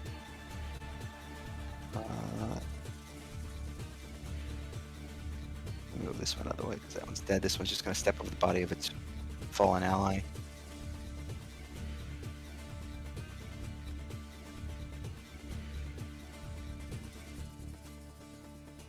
And then these ones.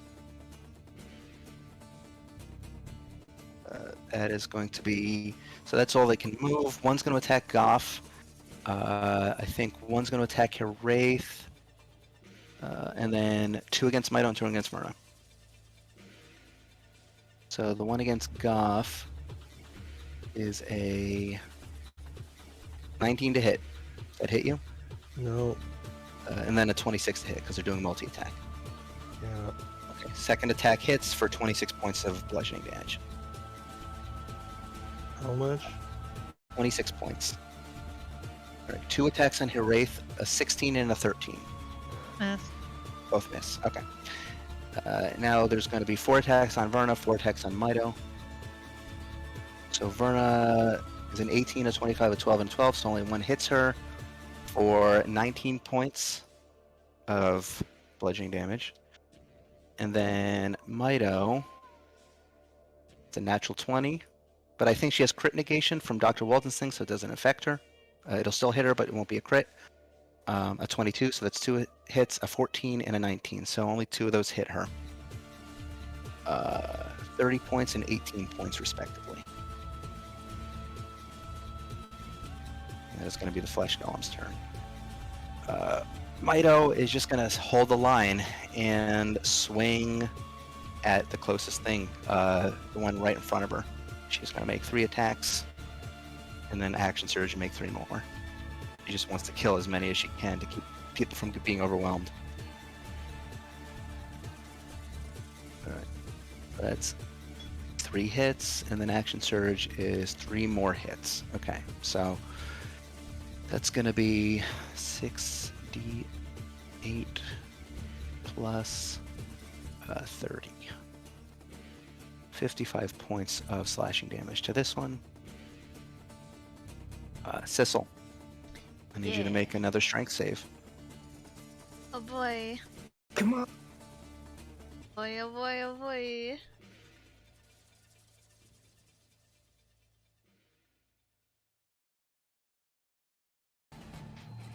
There we go. Oh, That is a success. that was better than I thought it would be. That is a success. So Wait, you managed to okay.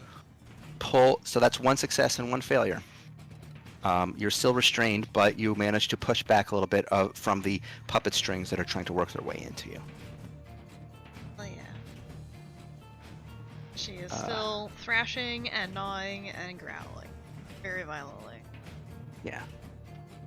Verna's turn. I think she's going to follow up to attack the one that Mito was attacking.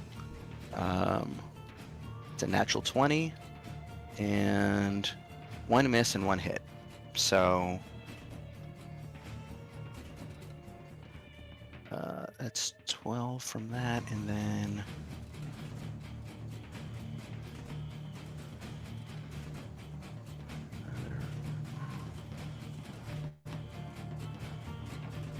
uh, 48 points of damage. Between the concerted effort of Mito and Verna, they absolutely obliterate this golem. Ah, it's dead. Goth, what are you doing? Nothing. literally can't do anything. This is just me moving my token around until the solution is found. So I guess I'm just gonna move up. Okay. Well, I can't do that, can I? How many of these have already used reactions? None of them? None of them. You have an action you can disengage. Can I just move and use my action just to not get hit? You can use your action to disengage and then move. Right, so I don't provoke any opportunity. Correct. Yeah. You just run right through. I mean, I'm basically useless, so what good am I going to be just standing here getting hit by things? So I'll just move up. Okay.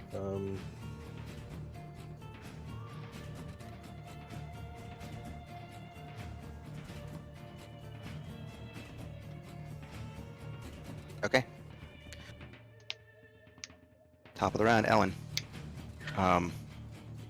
Does it seem like I need to like keep going at it, or does it seem like You see, it looks like you could keep going at it. Make another roll to try to attempt it. If you wish to, Okay. unless you look like you're about to get swarmed. Like there's tons that are coming. Yeah, at yeah. you. I know. 18 plus 17, we said, right? Yeah. That's That is a total of 25. No, 35. 35. It's another 35. I'd say with that, finally the lock clicks, and the door is unlocked before you. All right, doors open. Everyone in. Right, do you go? Do I see what? What do I see in there? Oh, do you open the door? That's what I'm asking. Are you opening the door and running through?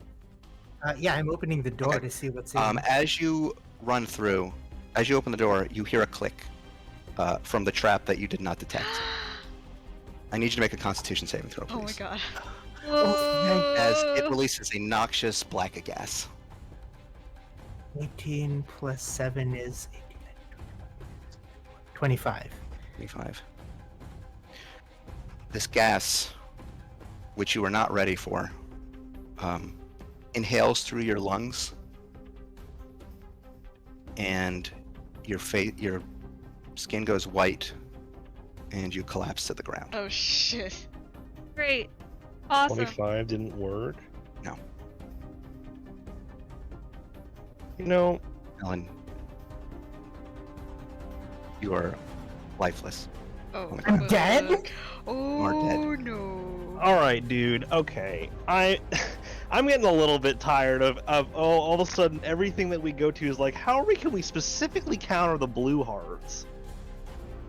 And then okay. All right. Well, I guess Alan's just dead now. Cool. Fun. What does Roscoe do?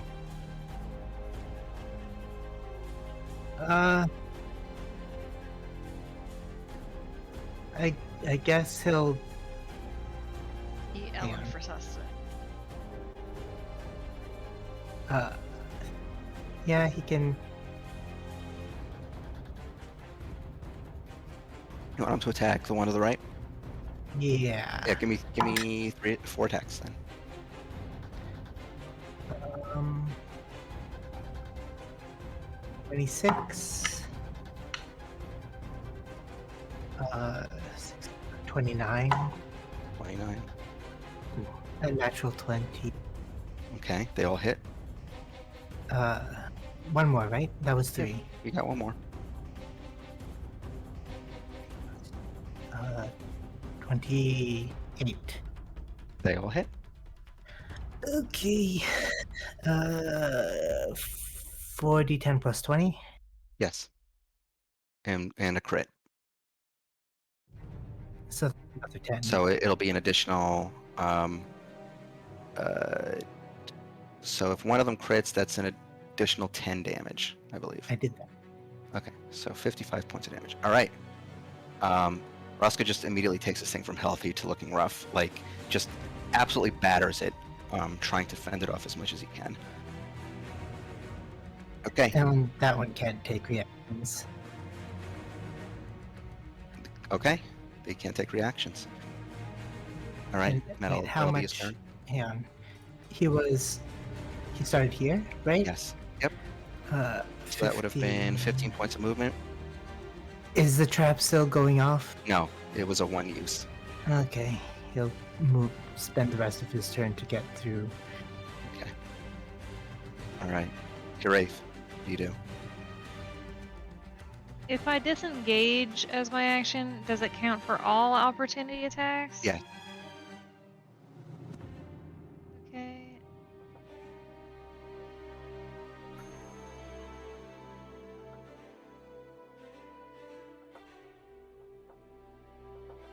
So I'll just move 30 feet then.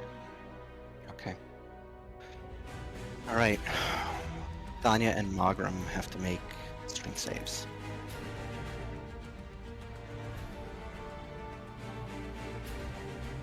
All right.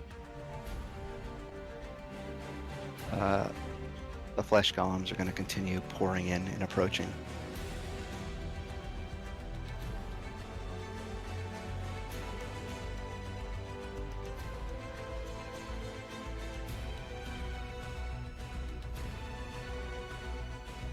They're at the point where they would have to start crawling over one another to get to your allies. So I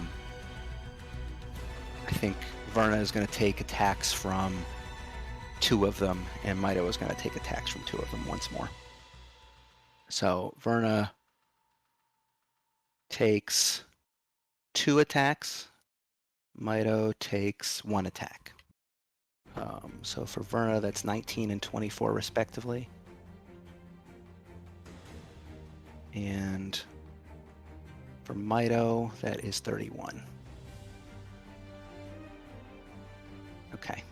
On Mito's turn, I think she is going to, at this point, seeing everyone rushing toward the door, she is going to she's going to disengage as her action, but she's going to hold her movement until Verna gets past. She's not going to leave Verna to get swarmed by these things. Sissel, another strength save for me, please. Okie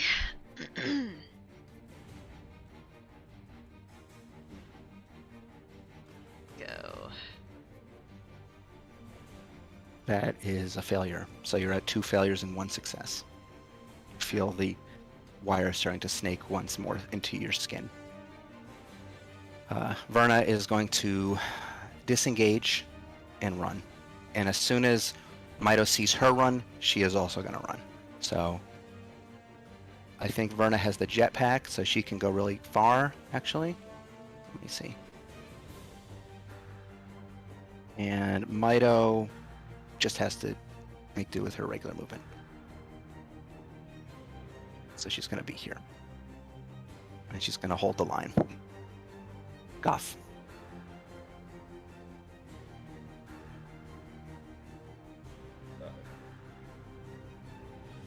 What you? I mean, you decide. What do I? What? What do you want to do? What does your character want to do? I can't do anything, Falk. You already made sure. What am I supposed to do? Do you want to hold the line, or do you want to get everyone an opportunity to escape, or do you want to run? I do like no damage to anything. I don't know. Pick up Ellen, have an emotional breakdown. I'm too frustrated to role play, so just you can move up to be with her. I don't know, man. I'm sorry. I'm just frustrated right now. Okay. I don't know what I want. I have no I have like 2 things I can do, and they're both shit. Nothing. So I'm sorry. I'm not trying to be a dick. I'm just very frustrated. All right. So he can just move up, I guess. Goff, you rush up, seeing Ellen's fallen form. You scoop her up in one movement and rush through the door. Ellen, as you rush through the door, with it being held by Goff, your magic items flicker back to life. Your avatar stone begins to glow faintly. And there's but a moment where there is a shadow that casts itself across the room. A man in a black suit, blind eyes, and white hair, Judge of the Dead, stands over you for but a moment. And then he disappears. What's Roscoe doing?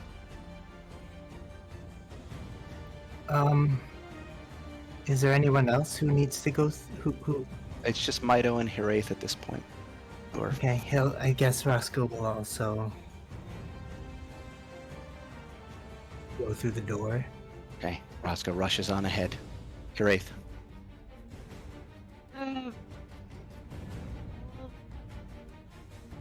Go through the door, I guess. All right, so you rush on through the door.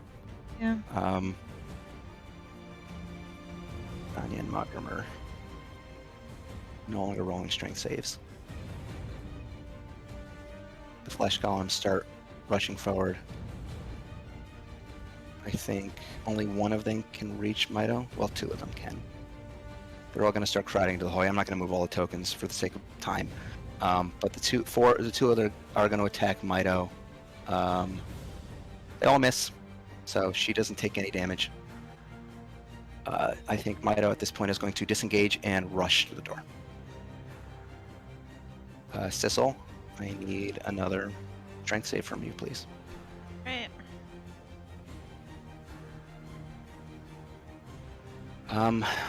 Sissel, as the wires start to embed themselves in your skin and work their way around your brain, you have a moment where you can still try to contact your allies through your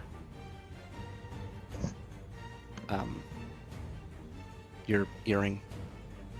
What do you want your last words to them to be? Fucking avenge me!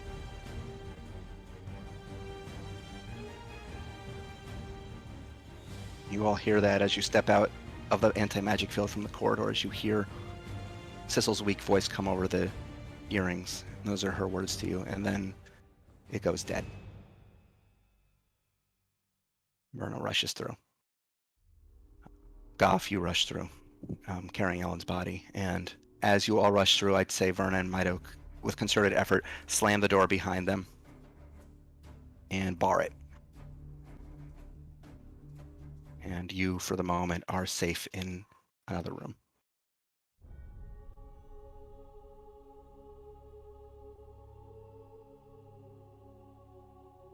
You are standing in an unlit room. Goff is holding the lifeless form of Ellen Mahariel. 3 of your allies were dragged off into the darkness, presumably no longer among you either.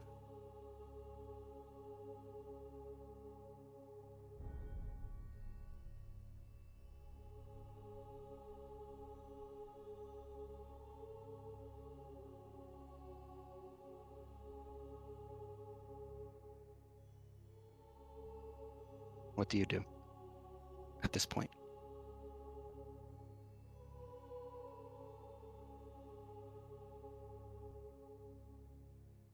We shouldn't have come here.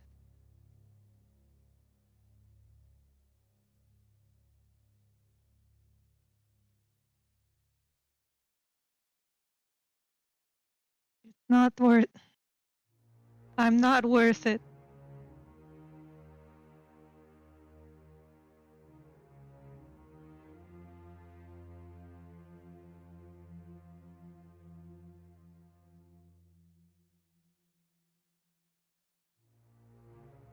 Roscoe kind of walks up to you and,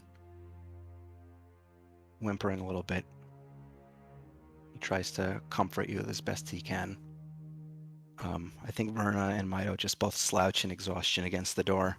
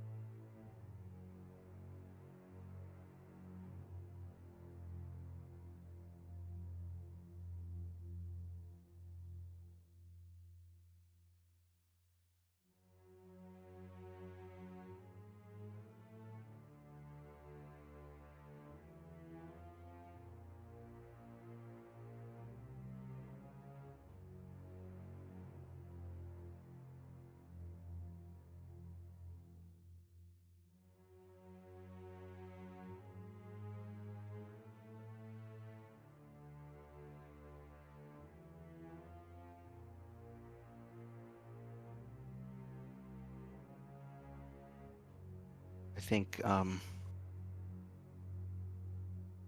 all of you are reeling from this, what has just happened.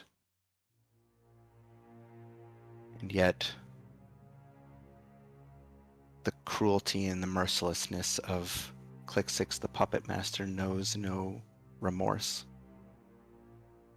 And you still hear things coming at you from the darkness, distant now, but they will be upon you soon if you wait.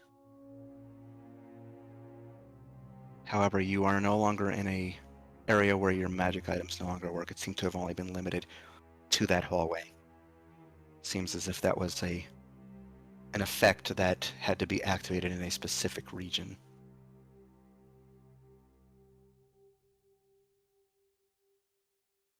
I think Roscoe is the first one to speak.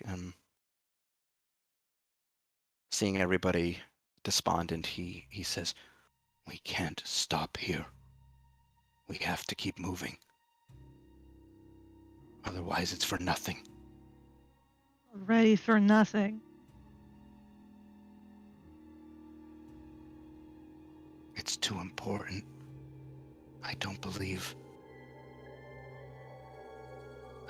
Kalimvor told us the truth.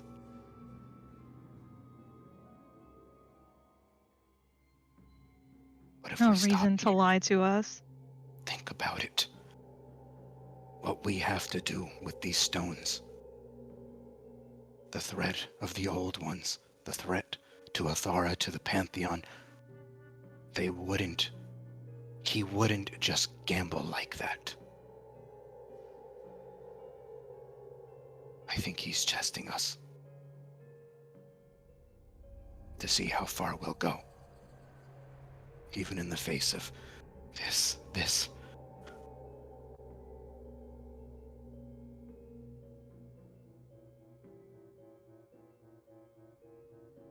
All he does is gamble.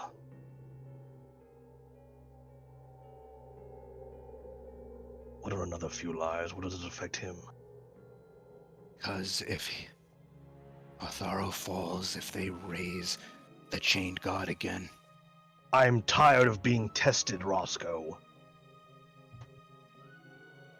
I'm tired of trying to prove all of us, all of our whole selves to every deity that whims it so, every single one with power. I'm tired of it. It's not worth it. and we might as well throw our avatar stones down right Maybe now. so.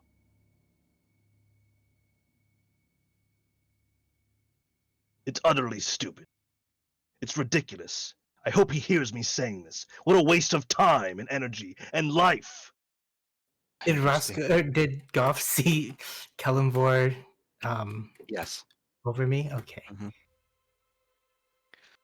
We I will fight understand your you. prisoners and fight the undead. We will progress as you wish, but just tell us what you want. If he's lying to us, he should be upfront. There's no point in trying to trick us anymore. You said you're upset, my friend. But we're still in danger. We have to move forward. We are down 2 blue hearts. We are down beloved family and aid, friends. You suppose that they are being kept in some sort of safe place away from here until we complete this mission, and then they'll all be fine and great. I don't know, but I know that if we stay here, we'll be joining them, and then it will all be for nothing.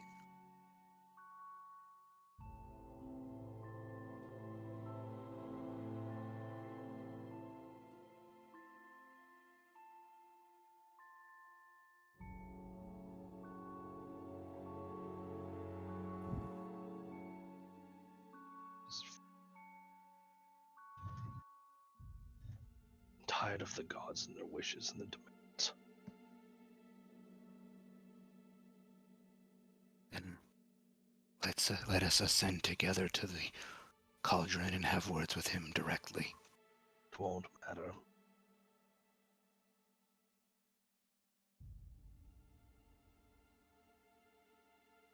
Probably just be silenced. I tried to contend with those I disagree with. Curate, Roscoe looks over toward you, like pleadingly. He realizes he's not getting anywhere with Goff. He looks helpless, and the sounds of Plixix's minions are getting closer down the adjoining hallways.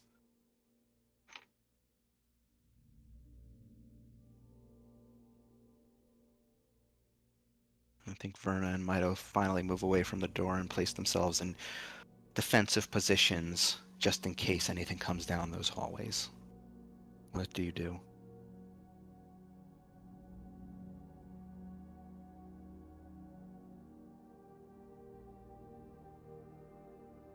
There's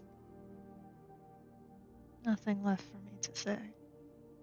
So she's just going to walk ahead. All right. You just walk straight ahead through the room and down another hallway. And from that point forward, it's like you are in a haze. The tattoo on the back of your hand, the blue heart tattoo, glowing a bright blue, throbbing painfully, reminding you. But you are drowning all sensory input out at this point. If you walk into a danger at this point, would you even know it?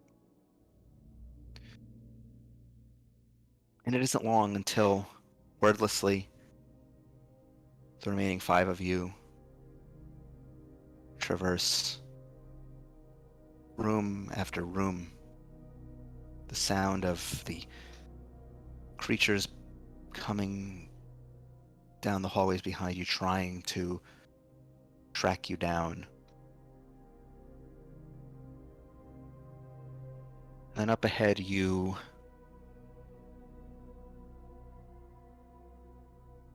see light.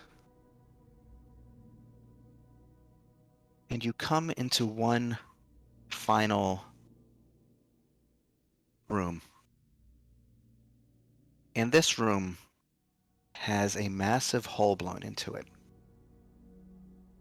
toward the exterior of the valley. And you are not alone, or there are what appear to be a legion of individuals standing guard near this breach, moving into this room. Men and women in plate armor with martial weapons, their pale skin streaked in battle paint, but betraying their undead nature nonetheless. And a dwarf man strides forward. He's decked in obsidian armor. And he looks at those of you who are there, haggard. And he looks at you in particular, Haraith, and he says, "Are you the Skald?" Yes. Had we known you were coming, we would have sent a welcoming committee. Come on. Who might you be? Where are my manners? I am Garum Cloakshadow, loyal second in life and in death to Shordoom the General. Oh. I have been sworn to duty to help you seek passage to the cauldron.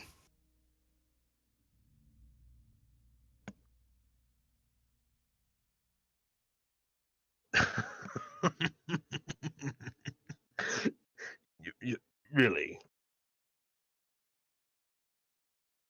Cloak Shadow, you're here to help? Why would I not be? It was the pact.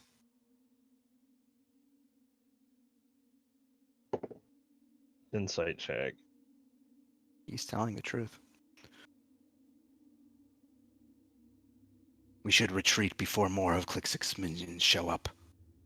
We can discuss this in safety.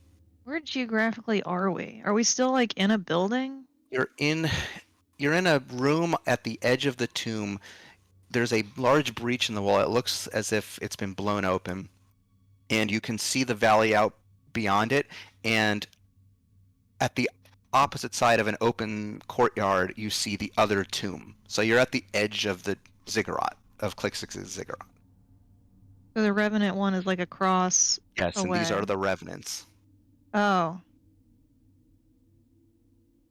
Wait, the Revenants are the Cloak Shadows? You know that this man specifically is calling himself Garum Cloakshadow, and he has called himself the second in command to Shordoom the General. You know, Jarrah told you that Shordoom the General was the Lich Lord in charge of the Revenant complex, which is across the way from you. Why would you feel any desire to help me? Because I swore a duty to the Steel Songs, to Shordoom himself, and to his wife Arabella Steelsong, the progenitor of the Pact, and the first Skald. We followed him in life, and we follow him in death, and we cannot be released until the Skald renegotiates the Pact. Would you be... What happened to your general? Shordoom He was loyal to the end to the Steel Songs, tricked the other Lich Lords to be trapped in this valley. He himself was, against his will, raised into unlife, bound to the pale heartbeat. But he has fallen. We do not know why. We presume the stone that he was bound to was destroyed upon Athara. You say fallen, he's gone? He is gone. But we act in his stead. What are you proposing? You take us to the cauldron? We will guide you the way, and we will protect your rear from any of Clixix's minions. We will distract the Cerberus so that you can pass by safely.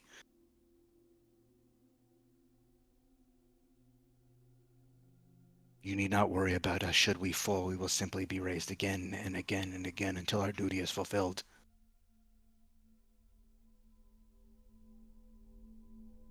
If that's the case, then show us the way. At that point, Garum nods to you and he motions toward the adjoining ziggurat.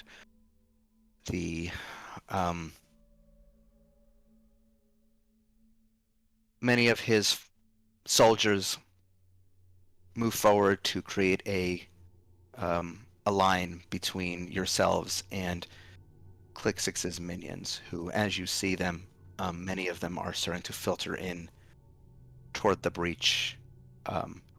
The presence and commotion of skirmish on the exterior of the complex also seems to very slowly starting to draw the attention of the Cerberus. But you don't have time to worry about that as Garum leads you into the safety of their complex, where you encounter all manner of revenants who seem prepared for war, sworn to protect you as best as they can in these final lengths. And as you walk, Garum speaks with you, and he says,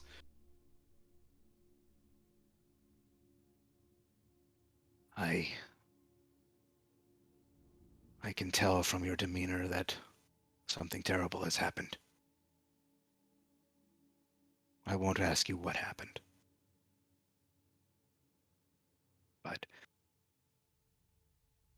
know that we will stand by you, whatever may come.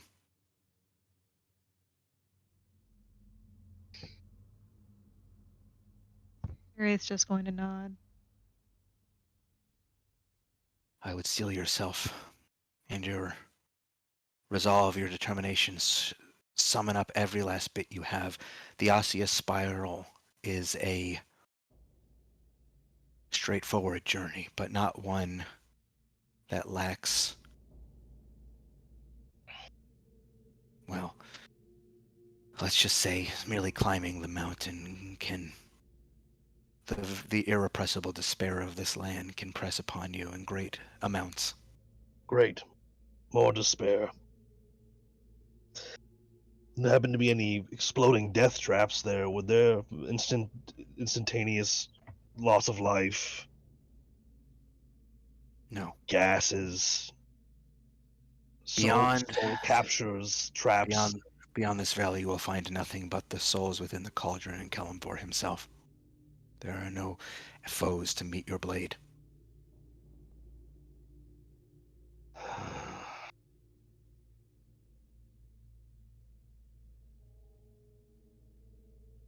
I'm not so sure. Well, I'll leave that between you and the mountain and Kelemvor.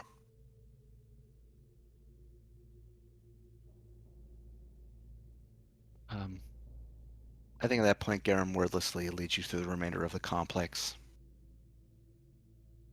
to the valley just beyond, the pass just beyond the valley. And at this point, as you gaze toward the valley below, you actually see that the Cerberus has drawn its full attention toward the skirmish that is happening between the two ziggurats. And in the distance, you hear the sound of battle, and you hear explosions going off as the Cerberus launches volley after volley of meteoric, fiery boulders from its mouth at the melee. But it seems to have drawn its full attention by now, leaving you with the mountain before you. And Garum stops at the edge of the pass, and he says, "We are sworn to go no further. You must make this last climb with you and your allies. We will make sure that nothing attacks you from behind."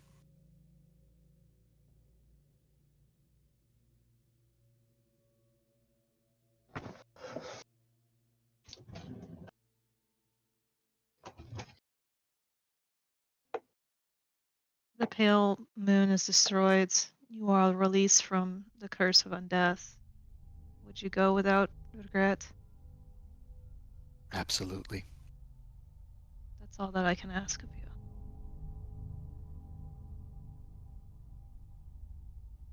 you. Be strong, Steel Song. Scald. Only a few more steps to go.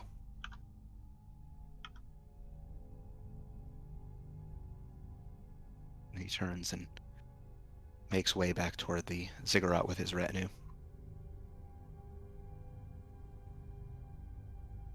And you gaze upward, and beyond the wastes and the tombs and the dead, the osseous spiral rises up into the sky. Arriving at the mountain itself, you are immediately overwhelmed by a deep pressure that seems to crush down on your very soul. Yet, the blue glow of the cauldron above calls to you, and the end is in sight. The final leg of your journey. How do you wish to proceed?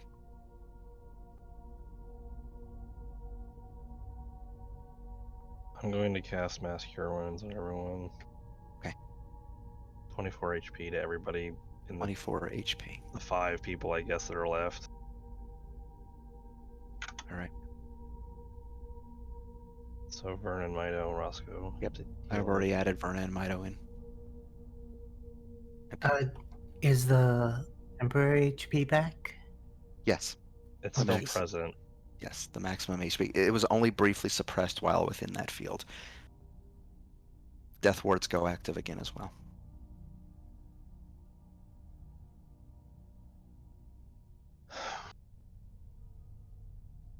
All we can All do right. is hope you're right, Roscoe. It's going to be very complicated when we get out of here, if we even do. We must press on.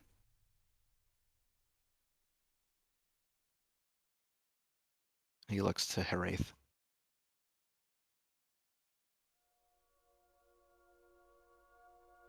Waits Hira's going to wordlessly start going climb the mountain. Okay. Along the path. As you all start ascending the spiraling path up the mountain, this mountain of old calcified bone, each step seems to carry more weight with it than the last. Each foot forward is almost agonizing, and you all continue upward and onward. And it's around the midway point of the spiral that the pressure almost seems too much. Despair seems to try to take you, and I need all of you to make wisdom saving throws. -1 for each person you've lost. So 4? -4. So like a -7 for me. Yeah.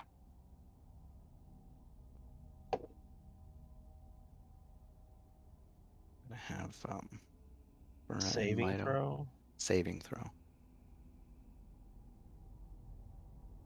Gonna 13 for Heraith, 17 for Verna. Actually, no. For Verna, it would be 13 for her. For Mito. No. What did Goff get? 25 total? Yeah. What did Roscoe get? I rolled a nat 20 for Roscoe. Okay, but what's the total? Minus. I think he has a plus. Plus 11 normally. Okay, so he's all right.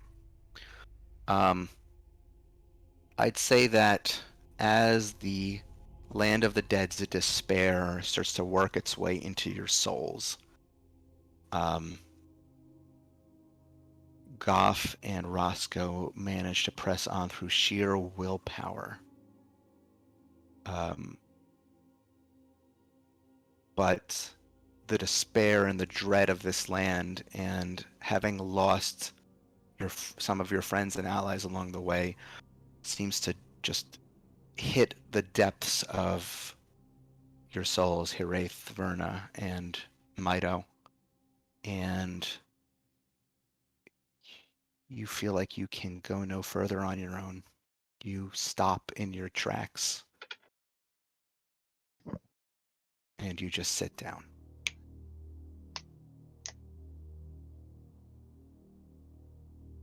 And for the purposes mechanically, you are considered incapacitated unless, and you will only make the climb if one of your allies assists you at this point, one of those who has not been overcome by despair.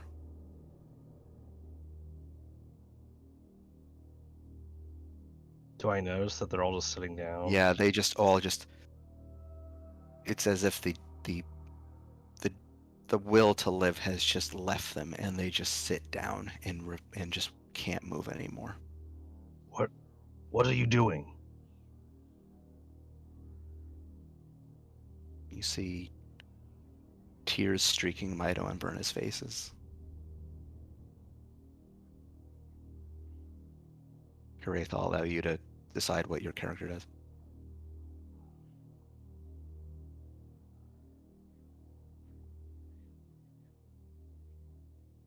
Gone forever. That's what he told us.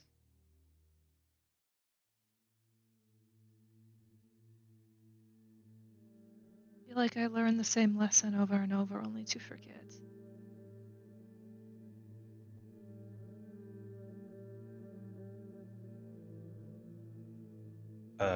Goff is gonna turn around and go back to Hiraeth and kneel down in front of her.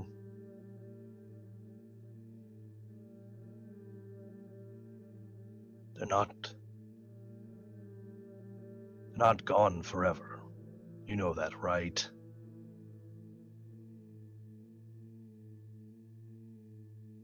Even if Kellenborg says they are, and even if he means it, we make a living off of defying these things, out of breaking reality, forcing these things to work back towards us, towards in our favor.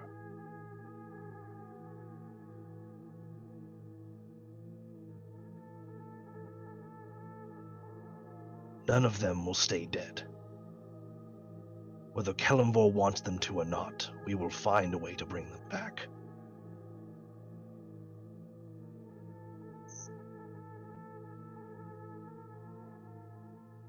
It's not your fault this happened, Hiraeth.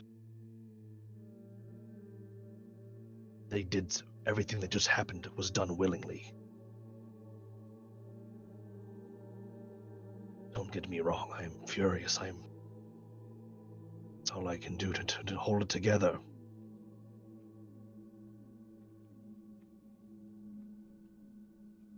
It's not your fault. It's not our fault.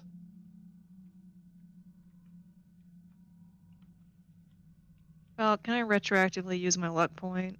Yeah, you can do that. I'd say actually, for the sake of narrative, we'll say that this talk inspired you enough to, if you want it to just Okay. find your resolve, and we'll say that the luck point allows you to succeed. Okay. That's pretty much what I was suggesting. Okay. I realized actually that because Mito and Verna are near each other, that they should be getting advantage. So even though Mito still is going to fail, maybe Verna might succeed. So I'm going to Roll again for her. Oh, Why? Ugh. That's a no. that's a no. So you still have two basically incapacitated Do they still have a comrades. use of Indomitable? They do have Indomitable. You want them to roll it? We'll have them roll it. So they roll again with advantage because they're next to one another. So Verna first. It's even worse. The problem is that neither of these people have modifiers to their wisdom. Well, actually, I think Verna's is wrong because I'm pretty sure that Justice's Gavel puts her wisdom at 19, so she should have a +4, not a +0. So I'm actually going to say that it's a 14 for her, which is still not enough to succeed. And then Mito,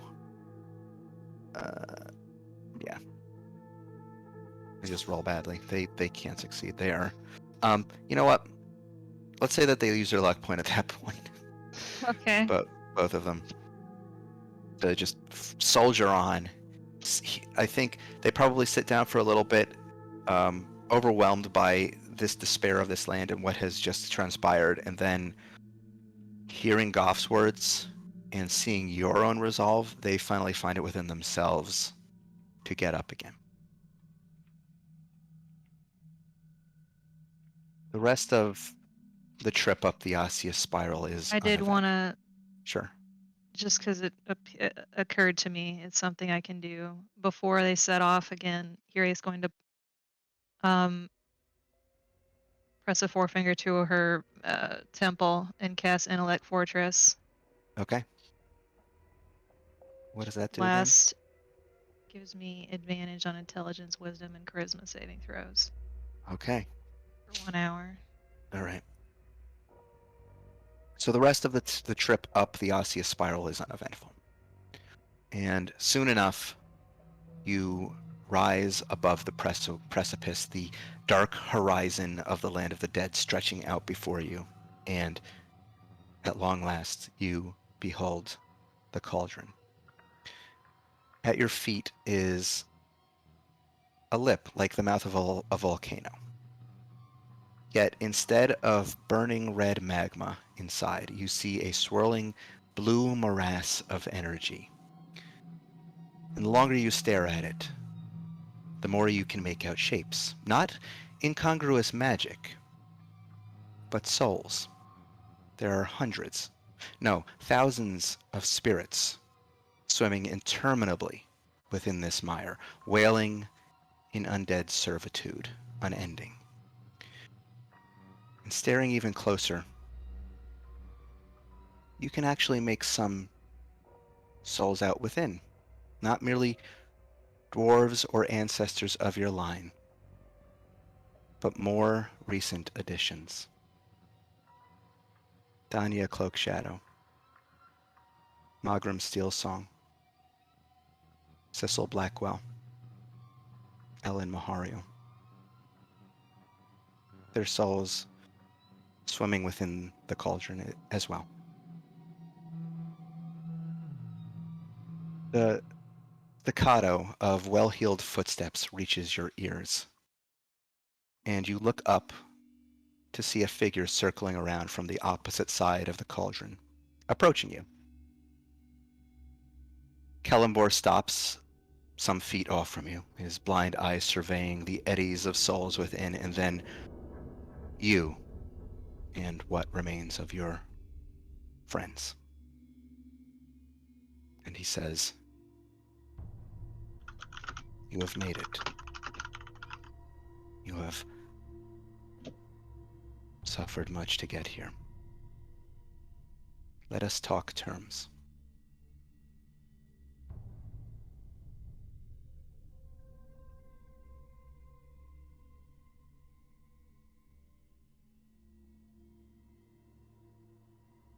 Contract makes no sense. If they're dead, we'll not have all of the Avatar Stone's users. You are right. Without all of the Avatar Stone users, certainly you will not succeed.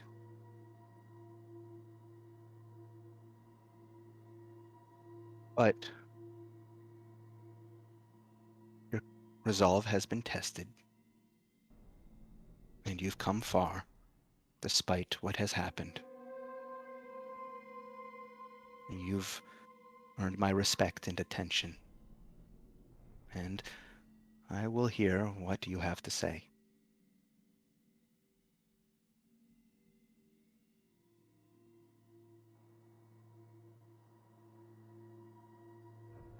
I plan to come up here, tell you some bombastic speech about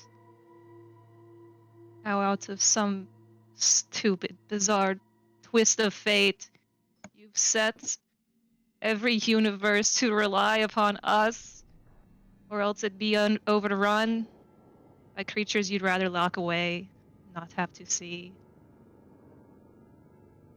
I was going to tell you that if you felt that you wanted to put all on that on us, you might as well bet on me. Bet on us. Give us all everything that you can just to see if we can set things right. But I don't want to tell you that anymore.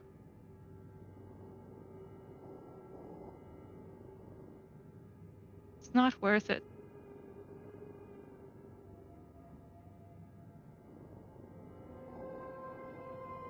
I I don't know what a life would be worth if I don't have my friends in it.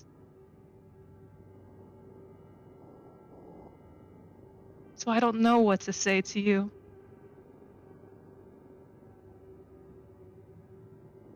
He, If you've wanted to test the steel to see if it bends or breaks, it breaks! I think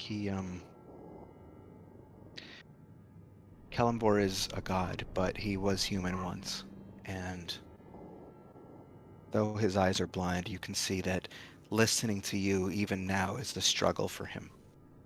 He realizes that you've been wronged, and by the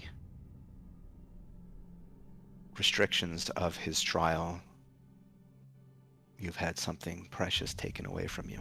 Someone, many precious people.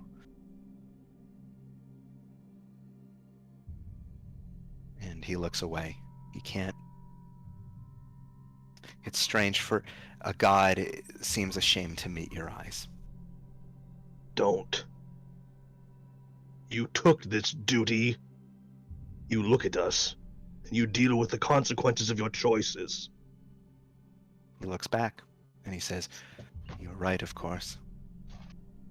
It's not If you want to play with us as if we're pieces on a board, we're not. But if you wish to play with us as such, you remember what you chose to do." Part of me that was human once understands. And I wish it didn't have to be this way, but I am bound by strictures that you could scarcely comprehend. Being a god, being forced to do things that, if I could play favorites, I would. But you have to understand that in all things, I must balance the scales. The song of creation is a tool of the gods, something too dangerous to place into mortal hands, but too important not to. And the first of your line entered into this knowing that one day it would be needed to save the world, that the steel songs would shepherd it and guard it.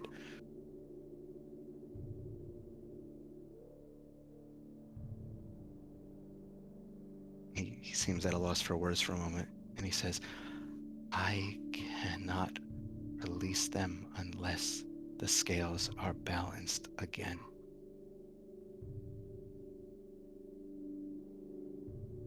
Are you saying what balances them?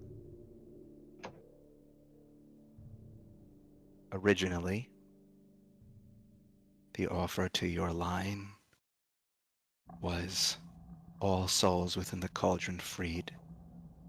those who would go on to their eternal rest, or those who had recently deceased return to life. By unnatural means, of course. But in exchange, the one making the deal would be bound forever to this place. That is the scale, the magnitude of the balancing that must be done. But you have earned, at least, the ability to make your own offer.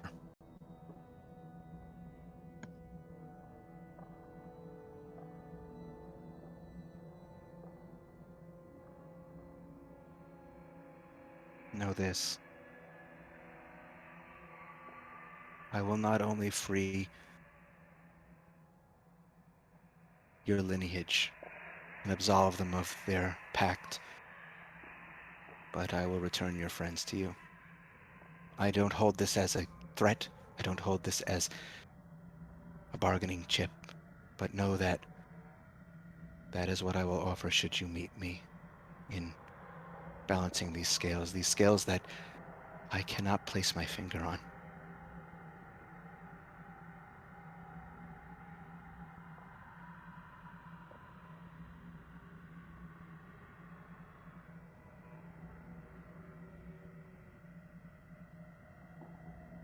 Out of character, I'm just trying to figure out what options, because Mm-hmm.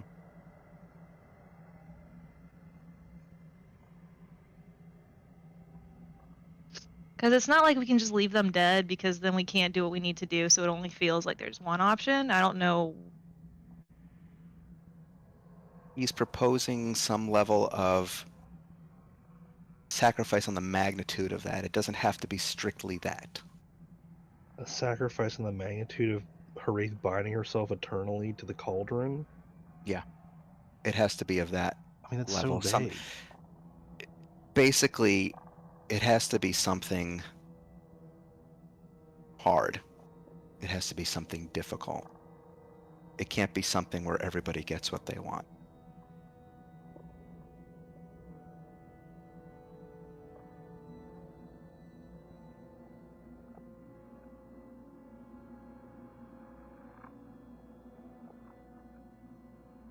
So we're playing your game again. It's not my game. If it were my game, I would cheat. I would give you what you wanted and take nothing in Then return. what prevents you from controlling the situation? Who's stopping you?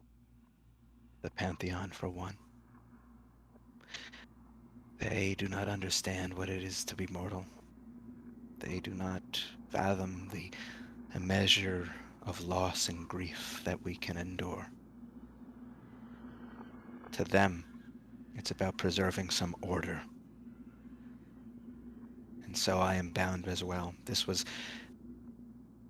my pact when I took over the lands of the dead, that I would uphold the eternal balance and judge impartially.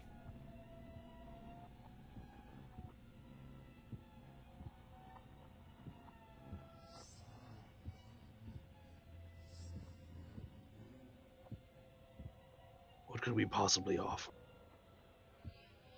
That is not for me to know.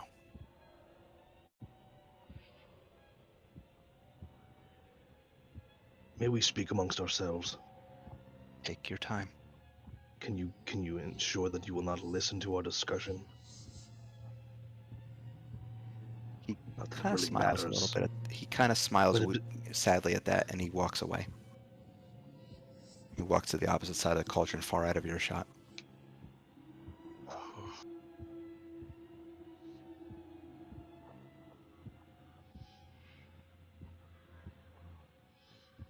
Well, the default choice is out, Haraith. You can't tie yourself to this place for the rest of existence.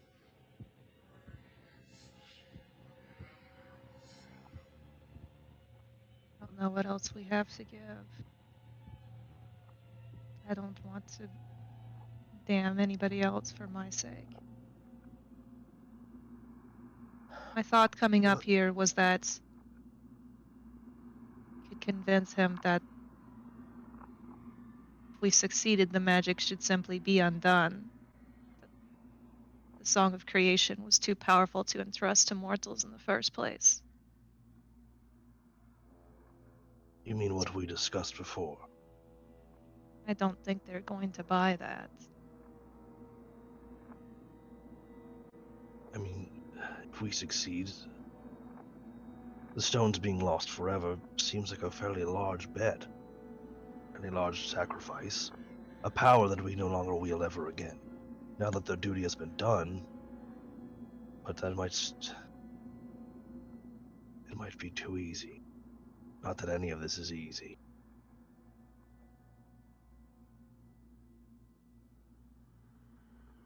What is on the weight of someone's eternal servitude?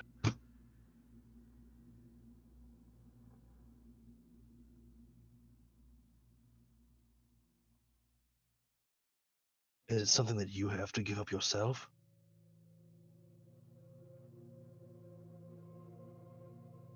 I feel like it has to be. I don't want anybody else to give something up for me. And This isn't just for you, Hurry. What about time? What if I'm old? What if I gave a few decades? no. Goff, I'm not letting you get shonen protagonist syndrome, I swear to God. I'm not doing this on purpose.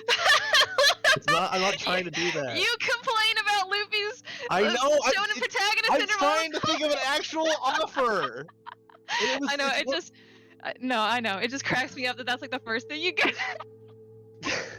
It's different. It's not like his Uh. power is draining his life force. It's I know. a different scenario. Anyways.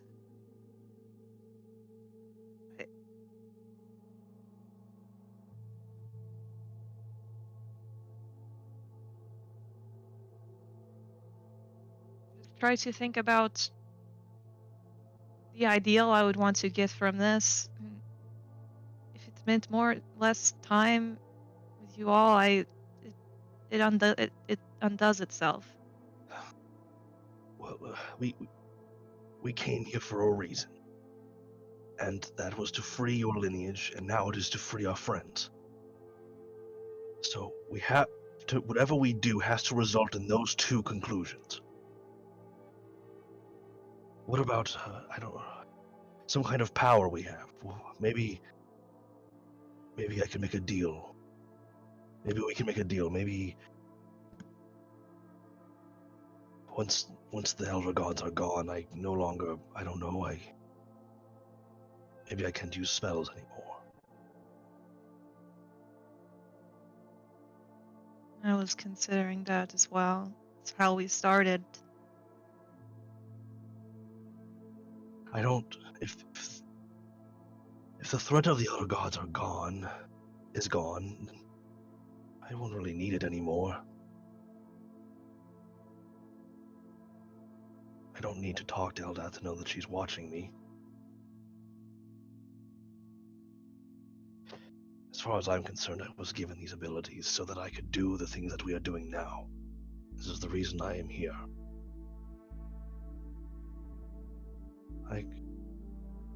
But I could still be alive. I could still be around for you. I just wouldn't be able to heal you anymore. At least not in the same way.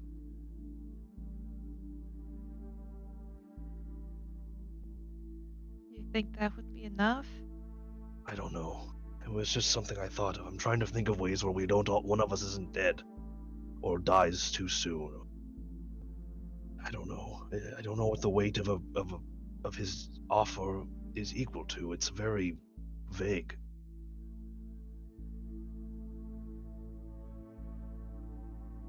Maybe there's some... No.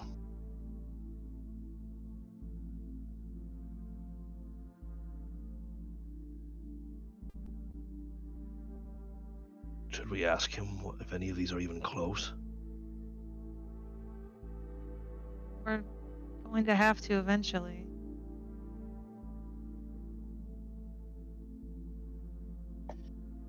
not, I might need more time to think.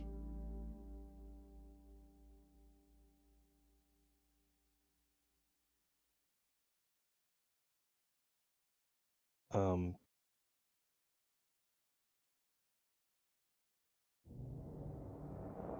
do you want me to wait? Do you want to like keep thinking, or should I try talking to him?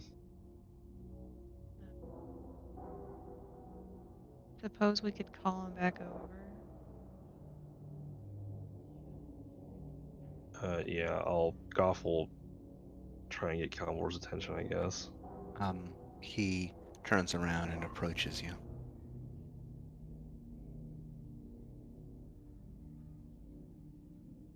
So, what about something like magic? Sacrificing magic? Or the power that we wield after the deed is done?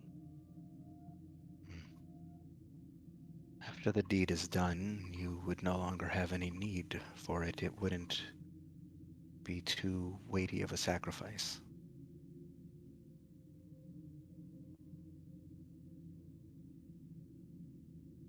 The scales require something that will be felt.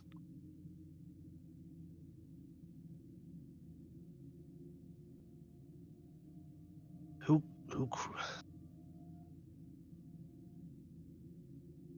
what kind of sick system did the gods create?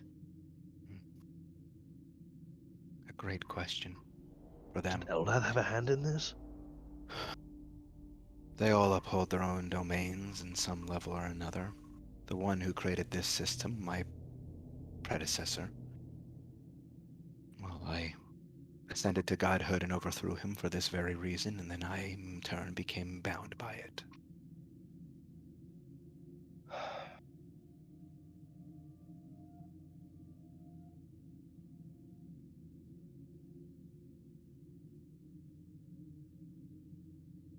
At what point does it become equal to the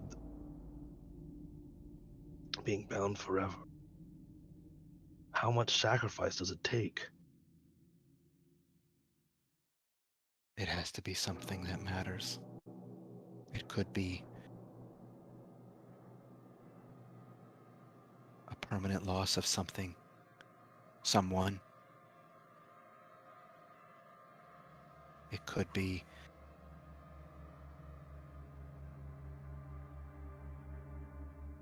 everything you've been fighting for, the song of creation itself. But immediately, with the knowledge that you may not have it when you need it.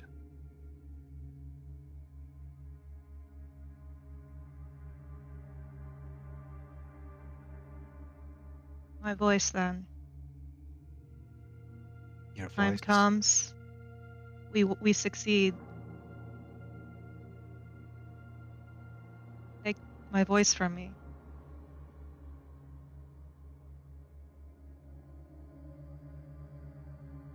Your voice.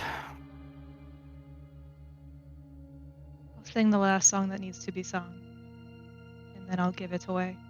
I'm afraid I can't do that. Why not? That is not enough. Oh my god.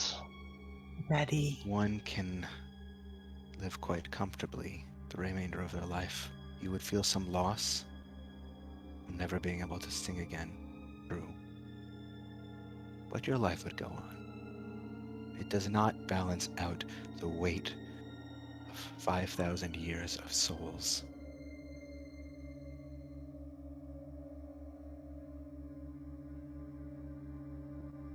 I don't know what else what I can give you besides myself.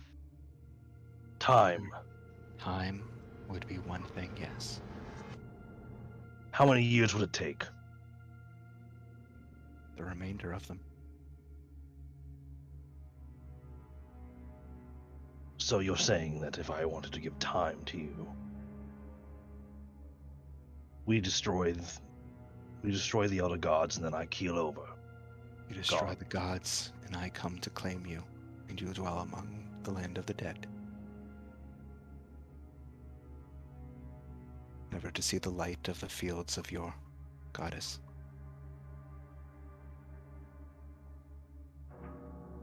But it is a deal I will only accept if you and your ally here are willing. Miss Steelsong must be the one to make the pact.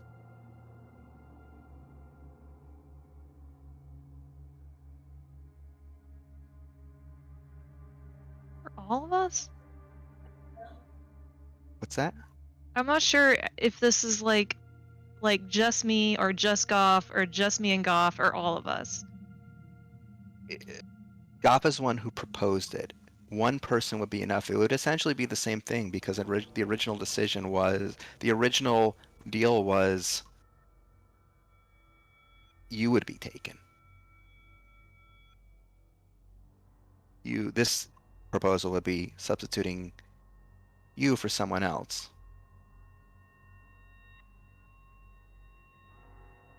Can't accept that. I'm afraid that a sacrifice of any lesser magnitude would not be sufficient.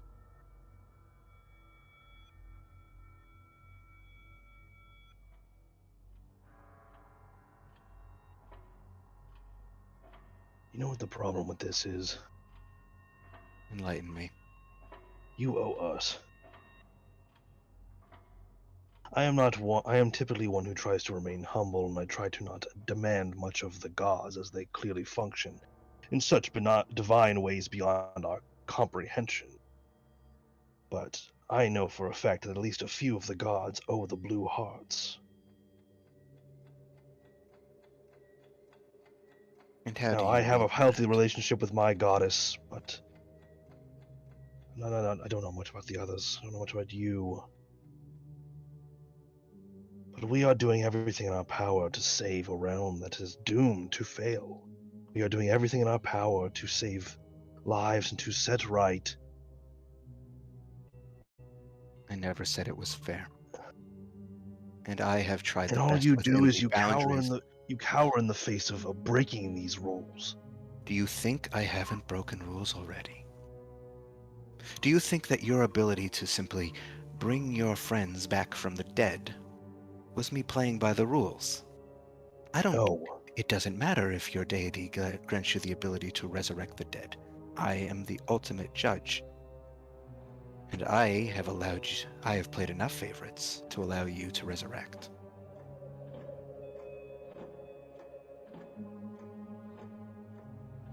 My point is the way that this was given to us. This challenge. It was not right from the get-go. No, it was not. I will not You did deny not that. reveal to us the information that we sorely needed to know. And now look where we are. You have trapped us in nearly impossible decisions.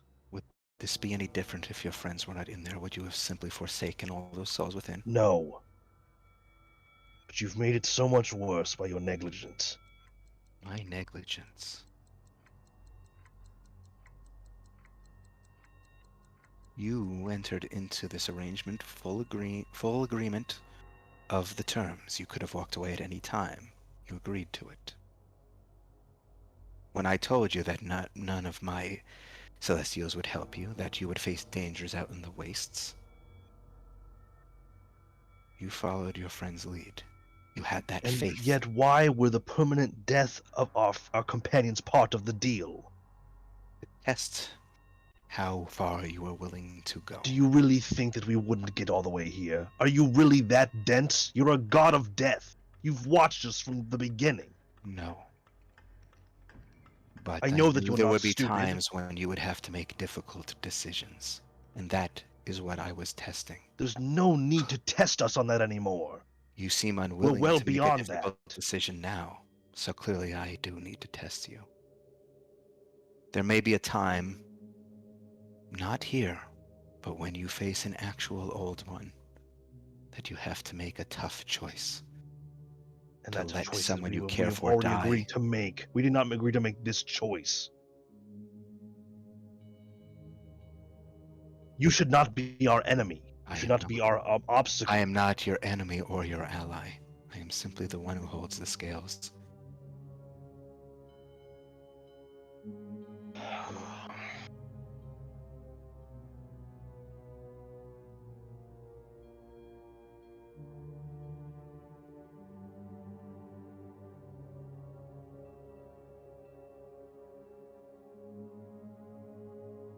can do Or it. if it's a decision between me giving my own life or that of any of my friends, there's no decision at all. Those are the only options we have. I wouldn't be able to live knowing that I damned them like that. That's all there is to be said.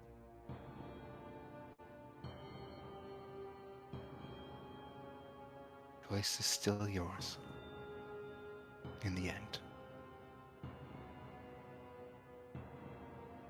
You can, of course, give up the Song of Creation now, right this instant, and that would be sufficient. But knowing that 5,000 years of steel songs and skalds would have committed to this course for nothing. But again, you are the one making the decision now, not them. They had their chance. They were either too afraid to make the choice or lacked the resolve to get here.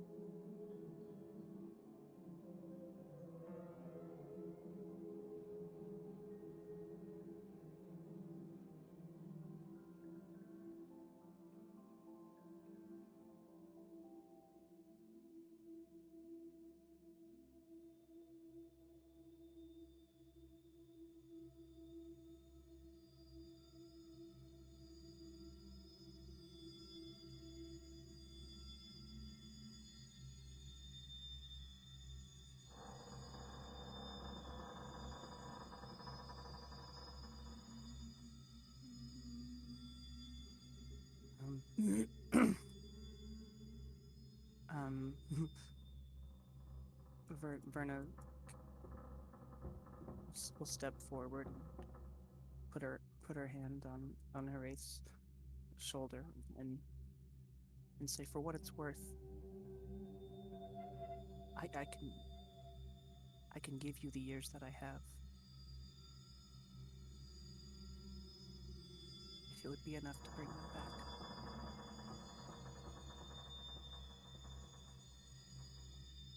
Erna, I can't offer any of you.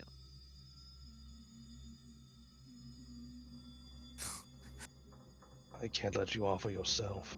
Well, this was my task from the start, wasn't it? Keep an eye on all of you to keep you safe. Got this big shield here. It makes sense, doesn't it? You all have full lives. You still need to live, Sissel. She's a child. Ellen, she's a mother.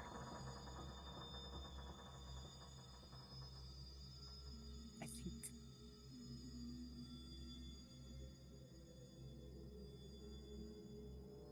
think it has to be mine.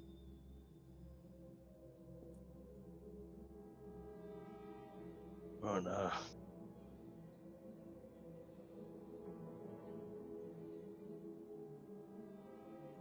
And she doesn't turn to look at Ekhoff. It is just as much mine as yours.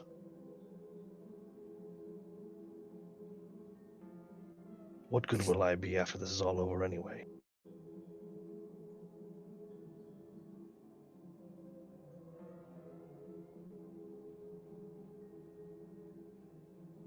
It's not about... Once you're done with this, you can be free to do whatever you want. Whatever chains that bind you are broken. You can take up gardening. We're well past that.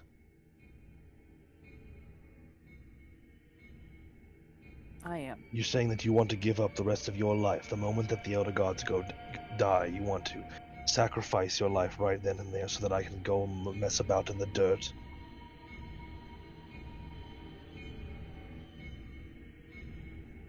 Really? It doesn't seem very fair to you. I think, truthfully, I think that's all I'd really want. For all of you to live whatever life you want, to take up more mercenary work, to plant a garden, to invent some new spells. I'm not know how that works exactly, but Sissel might, and she deserves the chance to try.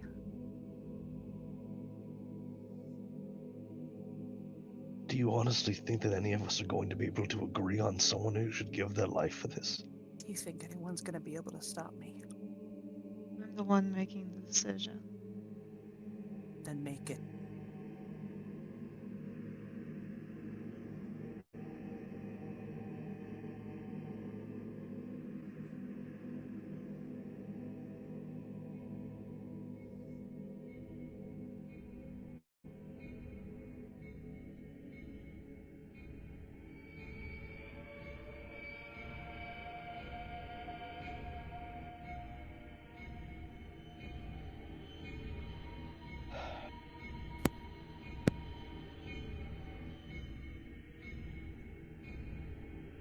That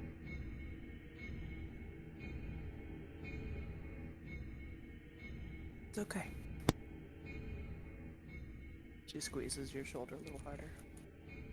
Really.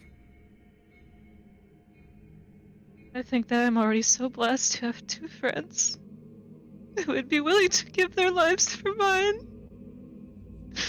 Any of you?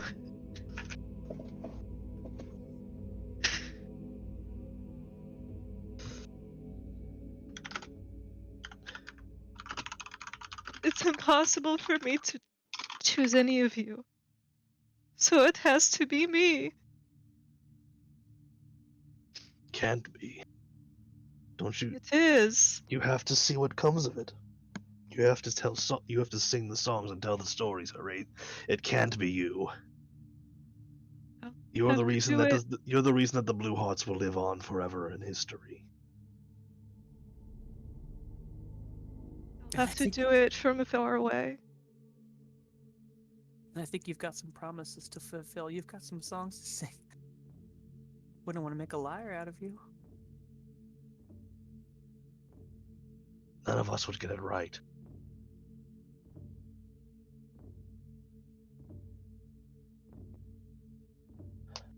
I'm sure even an Ellen embellishes a little when she tells her kids the stories.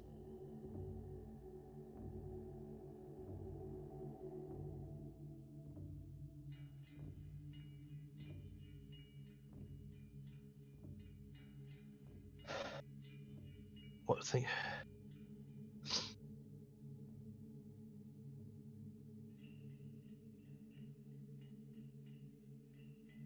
Think about your brother and your family and Danya. Don't you want to live to see the healing being done by the pact being broken? But this is about what I want, Goff. It's about what I can't stand. I can't stand that we're in this position at all. I can't stand that Kellenvor can't do anything else. Can't stand that the gods seem to be with us one moment and then ignoring us the next.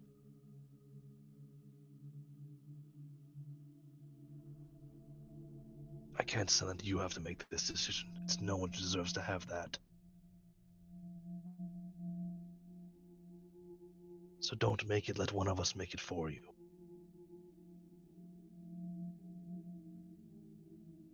That's what we're here for.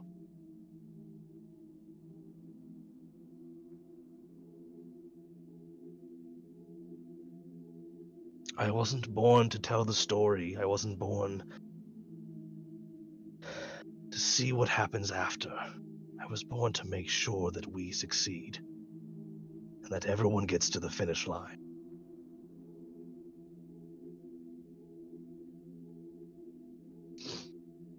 Ellenvor, what are the stipulations of the person that is bound to you here in this realm? You would stand by my side, helping me to judge the dead for eternity.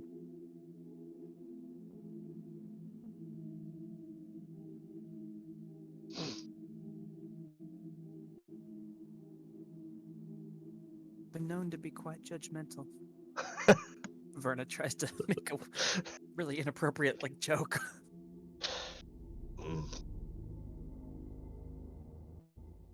Listen to me.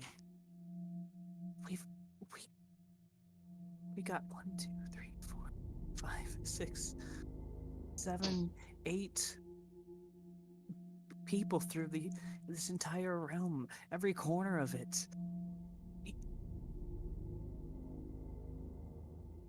This isn't gonna be forever. I know that. There's always a way around it. There's always a way out. However long either one of us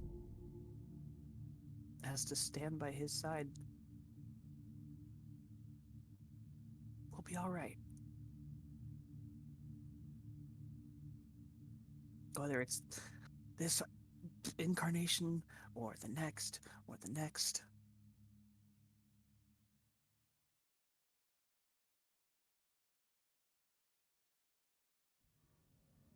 It'll be okay.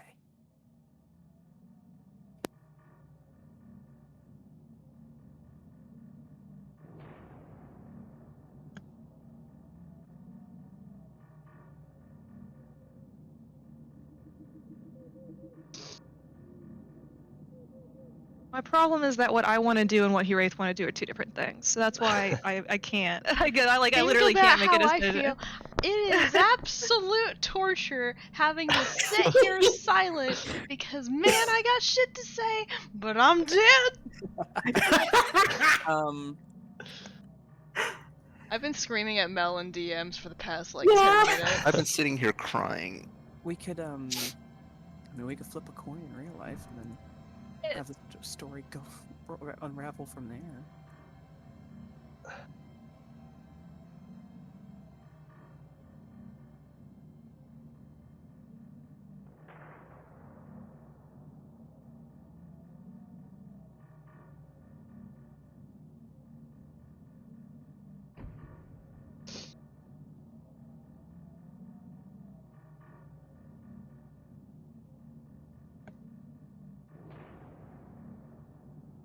What was the last thing that was said? I was reading something.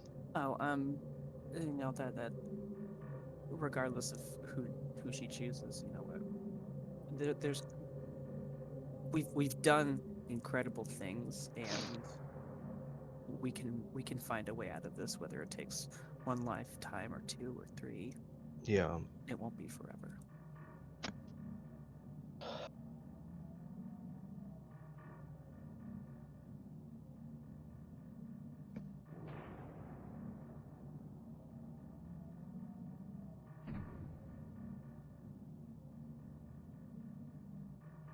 Well, Steel Song, I think your current problem is that you have a few friends who are too stupid to keep themselves alive. And the question is, who makes that decision?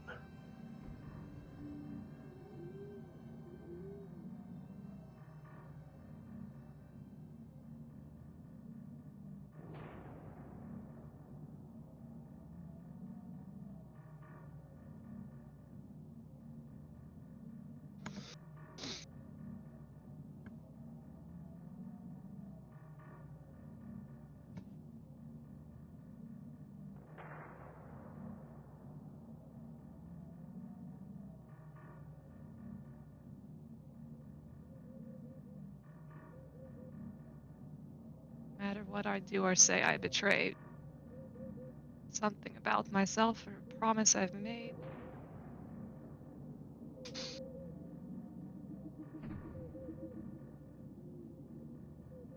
suppose that's what it takes to fuel these scales.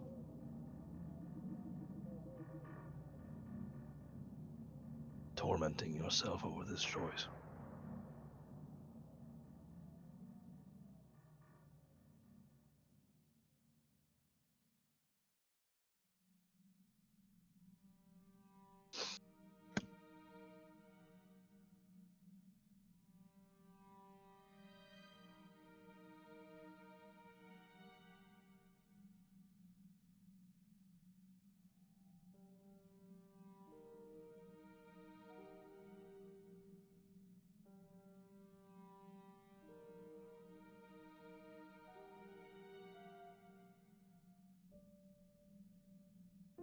Ellenbor, it doesn't matter. I cannot give any of my friends. I don't care how much time it is they give up. I can't think of it that way.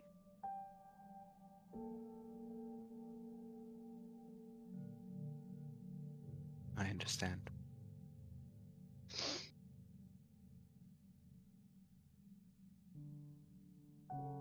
Even if it's willingly given, I don't want to be a person that lives every life knowing someone else took my place.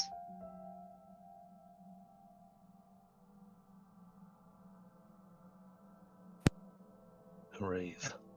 My number came up, Goff. Gatsby, this is not the time, I swear to God. We came here to renegotiate. To make sure that you wouldn't end up in this position and you're still subjecting yourself to it. Do you want all of that? Do you want this journey to be complete, to be that much for nothing? We came here to change the course of what was going to happen. If I might propose one final. No more steel songs being trapped.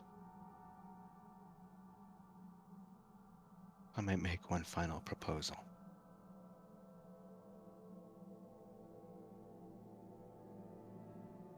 You did not ask for this. It is not fair that it has been placed upon you. It is unfair that so many of your ancestors would avoid doing the right thing themselves, so that this burden will be placed on someone later on to do it in their stead.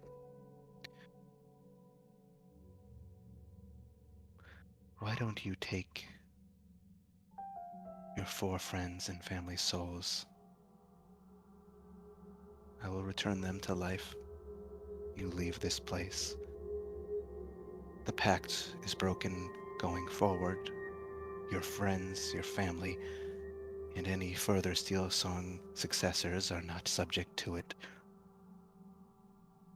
But those currently there who have made their choice and burdened you with that decision, they remain here to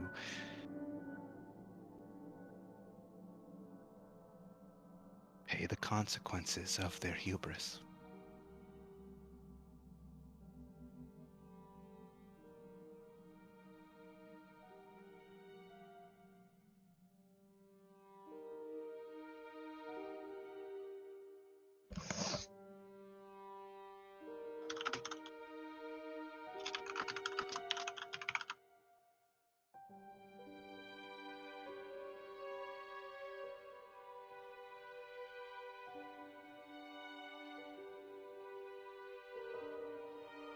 I don't know what that's. I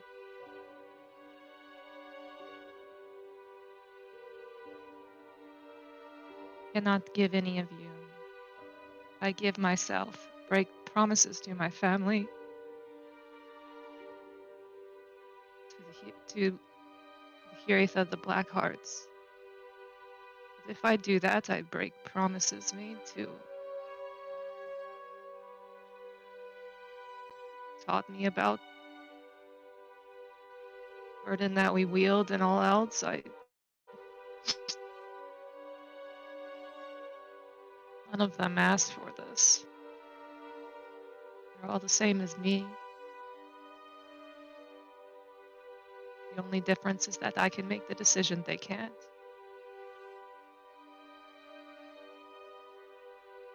Many had the choice to make the decision before you, and every single one turned away. Why should they not remain here for that decision? Why should you be the one to suffer for them?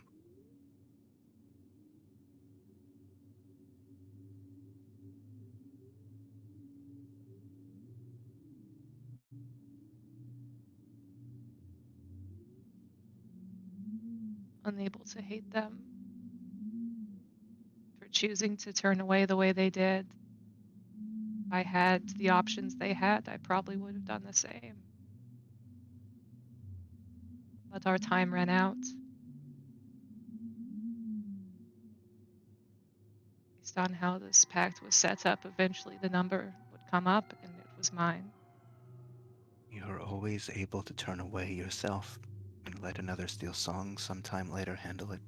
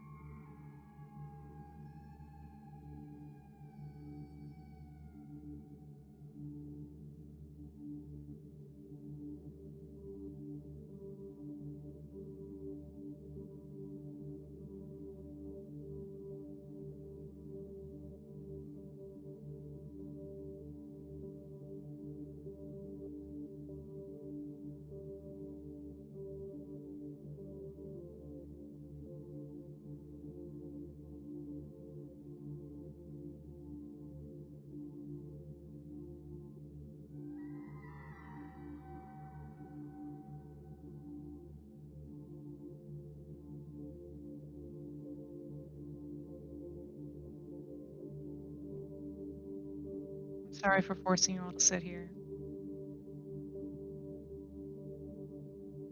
Oh, you're good.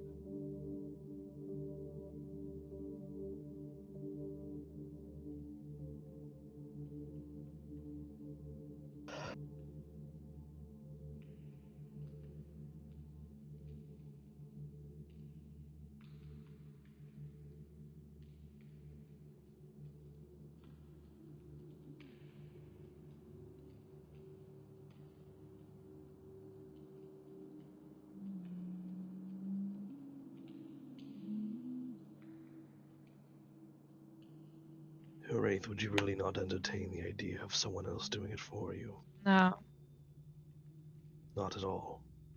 no. You'd even be that stubborn all the way to the end.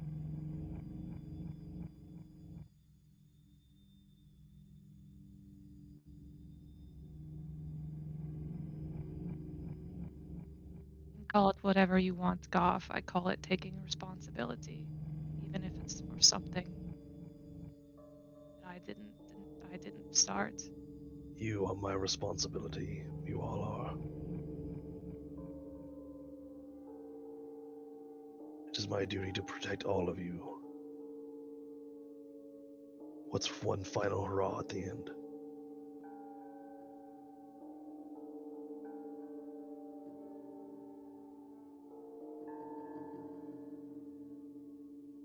We have done so much good and so much right. I think I could leave on that. Maybe I won't get my place in Elysium, but what would it really be if it wasn't with you?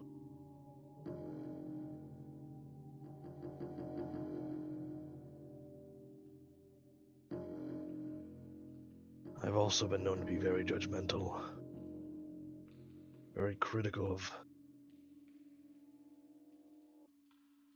the decisions of many.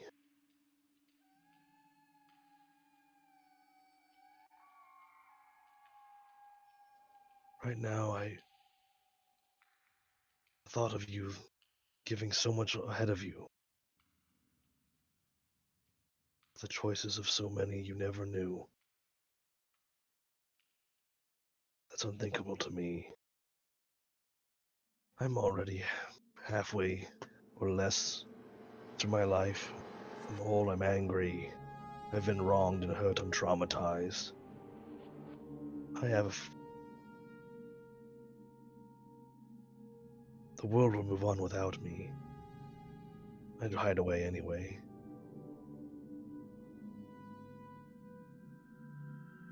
Goff, can't predict the future, and I can't either. I can't make a decision like that. If it was you, it could be anyone. could be, but I'm giving it to you. I'm offering to make that choice. Can't accept that from you. And I can't accept you doing the same to yourself. I don't care if you're the one who has to say the final word. This is not a decision that only Hooray Steelsong makes. This is a decision the Blue Hearts make. We are a unit. We work together. That's how this all comes together. It's how all this is going to end. In life or death.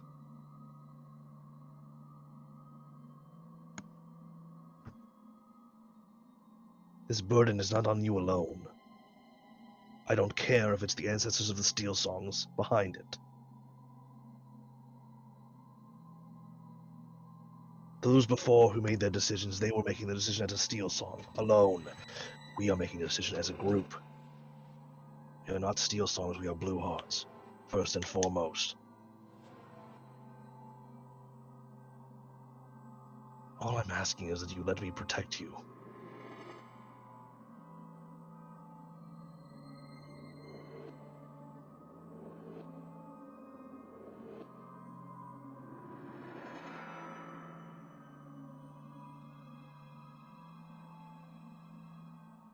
You're too important.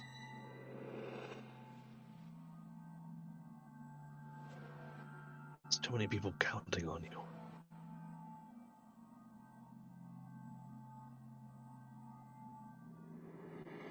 When the world tries to heal and recover after the Elder Gods surely bring on ruin trying to force their way back in. Should we succeed, they're going to need people like you.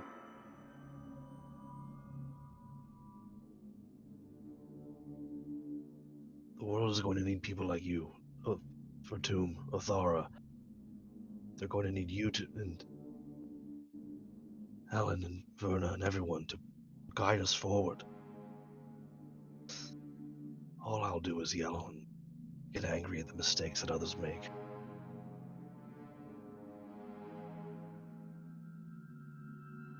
Hide away in my gardens and my caves.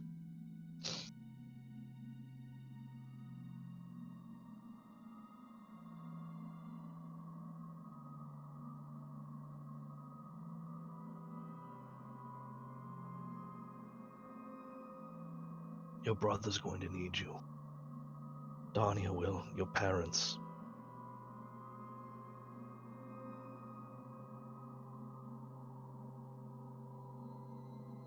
The bards that come after. The history books, the songs sung to children.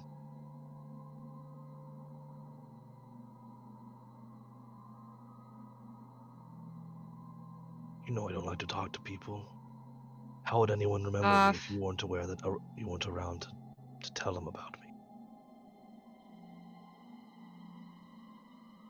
Only making this harder.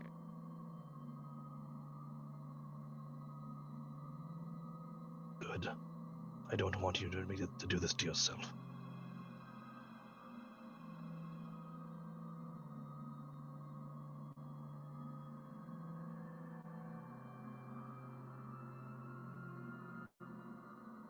You don't belong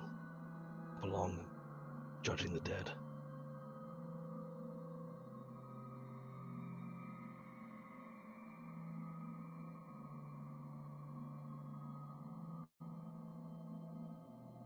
Ellenbor, when all is said and done, the pale moon destroyed.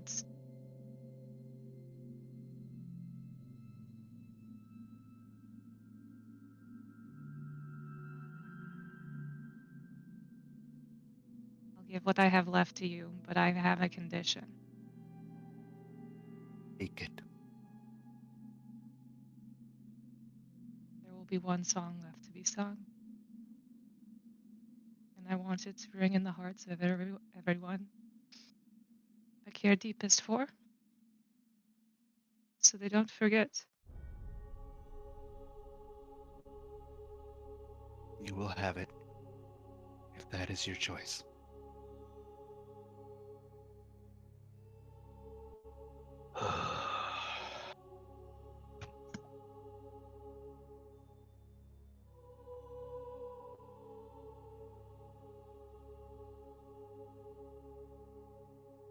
Please don't do this. Done.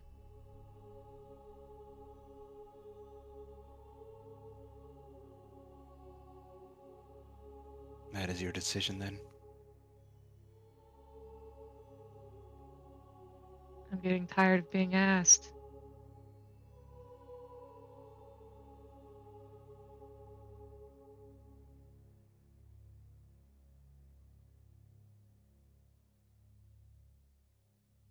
This is your DM asking, was that a Yes. yes? Okay. Yes. I'm sorry. Um. Okay. I think Kalimvor nods and he says, "Very well. Once the old ones have been sealed away and the threat to Athara and the worlds beyond has been stopped, I will give you that last song. And then I will come for you to dwell forever, to judge the dead at my side."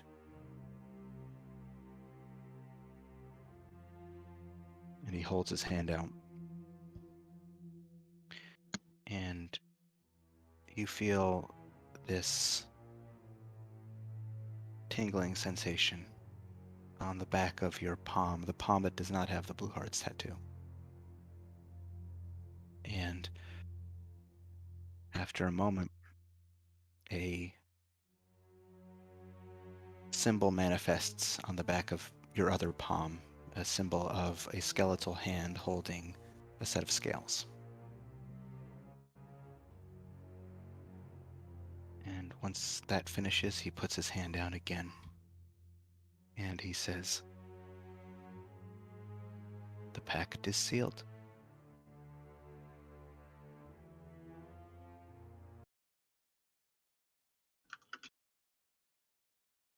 A dread chime tolls across the landscape, and the well of souls within the cauldron burns brighter.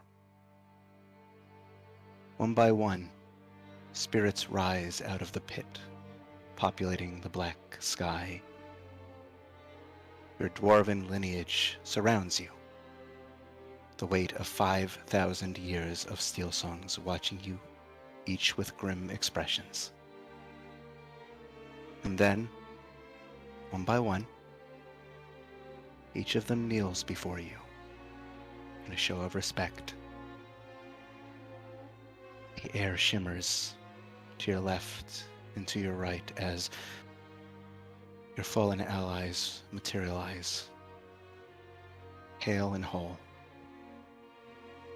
And you hear a hushed gasp to your right, and you look over to see your brother Mogram. He stares at you in awe before he, too, kneels. "Skald of legend," he utters. And to your left, Danya, seeing what is happening, kneels as well. And in that moment, Heraith, the stone embedded in your viola glows, and a warmth crescendos across your hands and into your body. Your form is enveloped in light, the brilliance of a bloodline flowing through you, and you are transformed. Heraith Steel Song, what does your avatar form look like?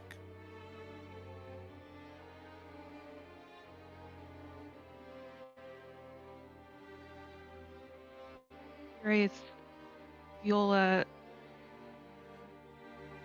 bursts into a brilliant white light that splits into two. One she draws as a resplendent sword. The other, a curtain shield, which, when shouldered, is very nearly as tall as she is. She is dressed in brilliant silver armor, tall pauldrons, a breastplate, greaves and gloves, along with a crested circlet set with a stone. Her hair is longer than you've ever seen it. It seems to defy gravity. Spills out around her.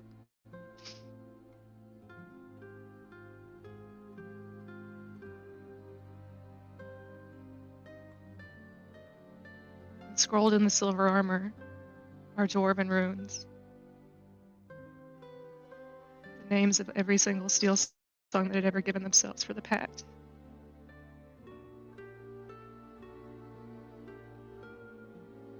On the crossguard of the sword, on one side.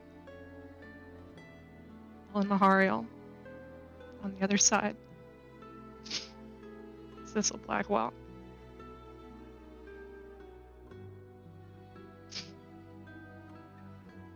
On the backs of each gauntlet. Magram Steel Song. Danya Cloak Shadow.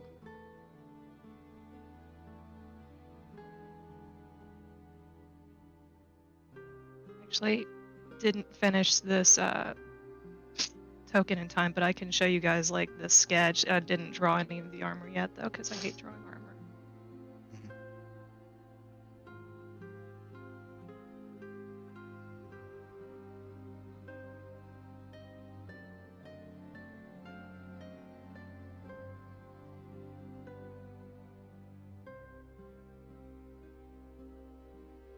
Oh man. Oh, wow.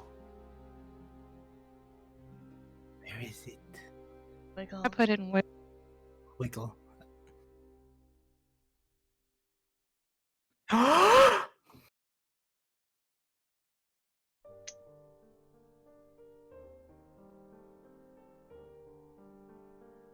Wraith, as you stand there, transformed into a being from legend. One by one, the spirits ascend up into the sky, peeling back the blackness of the land of the dead with the radiance of a star shower. And one of the last spirits to remain looks down upon you, and you see Dagald Steelsong's warm smile, a look of pride beaming in his eyes before he, too, nods and rises into the sky and disappears. I'm going to put the Awakened Avatar Stone of Inspiration in your inventory, as well as your rank 3 Blood of Steelsong.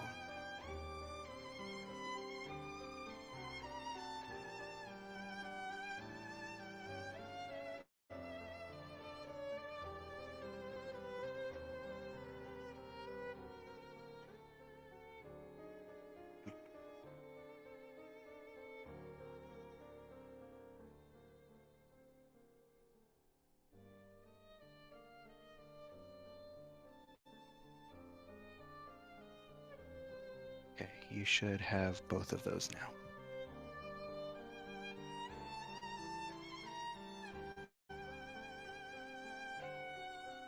As you stand among the darkness of the now empty cauldron, I think that is where we're going to conclude tonight's session. Sissel and everyone running at the party with newspapers in their hand.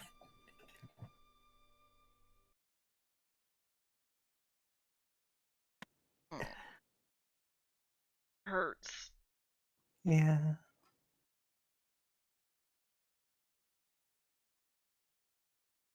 so everybody could know there was basically like if the option was always going to be between herself and somebody else, she wouldn't be able to. Mhm. She's not really able to be like, oh well, this person has lived a long life. That's okay. Like it would still hurt her psychically too. Mm-hmm. Now that the session has ended, can I tell you what Cecil would have given? Yeah, But was I think too I know. dead to actually I'm pretty weigh in on the sure. conversation. Literally tortured. Literally torture. I think I know what it would be, but tell me. Cecil was going to, once the Pale Moon was taken care of, give up all of her memories. Yeah. All of I them. actually did not expect that. I suspected something different. What would you think? I thought you were gonna ask to be bound in the doll in Samael's stead. Nah. That is a I mean, that option was on the table prior, but that's a thing that is still outstanding that she needs to have a couple conversations with Samael about, and just hasn't had the opportunity to do so. But yeah, no, Put me she in the was land of dead. she was going to give up her memory. Oh wow. That wouldn't have happened. I wanted to It would have suggest. been I like super fucked up. I like the idea, but I would not have allowed it.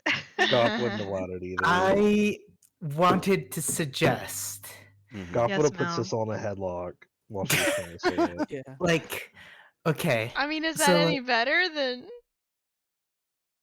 I wanted to suggest trying to negotiate a new cauldron system where it's one scald at a time in the cauldron. You just take turns. Yeah. Like Of one course, sc- Ellen is here to negotiate a completely new system. like when one scald dies, they take their place in the cauldron, and the previous scald leaves the cauldron.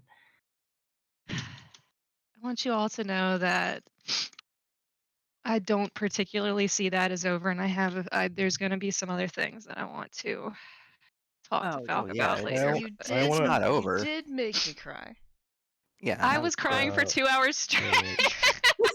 I want to have my weekly minor call-out post for the Dungeon Master. Oh no! No, this is here's what it is. You Okay. agreed to go forward with the session with only 4 players and then killed 2 of them. But I didn't Like, kill the two who weren't here. as they I was weren't very here. frustrated with how helpless you made that situation, I was very angry because I felt literally there was literally nothing I could do, and then you just killed 2 people, and I was like, okay, this is really frustrating. I felt like I couldn't do anything. I was having a hard time really coming to terms with it. I didn't want to role play, and then I realized literally only people that can role play right now are me and Alex because the other 2 people who are here are dead, and that's what my call post is for. It was like Yeah, me Mel among and us I dead were chat. I didn't screaming want at to each other in talk. DMs I didn't the want to entire talk because I was time. so upset. I didn't I want to be a bitch. But I was like, I oh love- wait, it's literally only 2 of us can talk right now. I love how Mel and Red were like in the Among Us like ghost chat. Hold on. Screaming. I posted this picture. Put it in Wiggle. Oh, Oh my yeah, God. that's basically what it was. It was except basically blue what it was. instead It of was green. it was This the first is thing I literally how thought I of. felt the whole time. I was just like, man, I'm gonna end up being the fucked up skinny Hercules being drug out of the pit. Mel posted the fat gang ass emoji on accident. Oh my It god. was pensive. I thought it was on purpose. It looks like someone added it to a server I'm in without me noticing. Oh no. I was like pensive, and I hit tab, trusting in pensive cowboy to be the first It's thing. not Pensive Cowboy. It was not the first thing. It No. was really good though. There's gonna be some really weird tension between Goff and Haraith for a while. Well, Just saying that. Oh, there's inter He's not- party conflict. It's gonna be fun. Yeah, Verna's He's got not. some. so be it. He's, So be it. Oh no, she's why got do you have to something be she's gonna like? Why kill does him Haraith have for. to be like this? Just She's let the old really man die. fucking stubborn. Literally all of us. It's literally all of us. Goff was gonna Yeah. do the same thing. Verna was gonna do the same literally a thing. That's Spartacus why. moment, That's like- why I had to make the decision because it was literally that. It's like all of you. I have all these friends who Roscoe will was all about to come up. do it. I will say and- that. Oh, Yeah, Roscoe would have done it. I'm certain that if Ren were here in the Ren was moment, here. she would, and the 2 who were dead, it's possible. I'm just sitting here like literally any of them would do this. I mean, She's Sissel not going to would've- accept any of that. I already told you, also- Sissel wouldn't have given up her life. She would have given up something worse.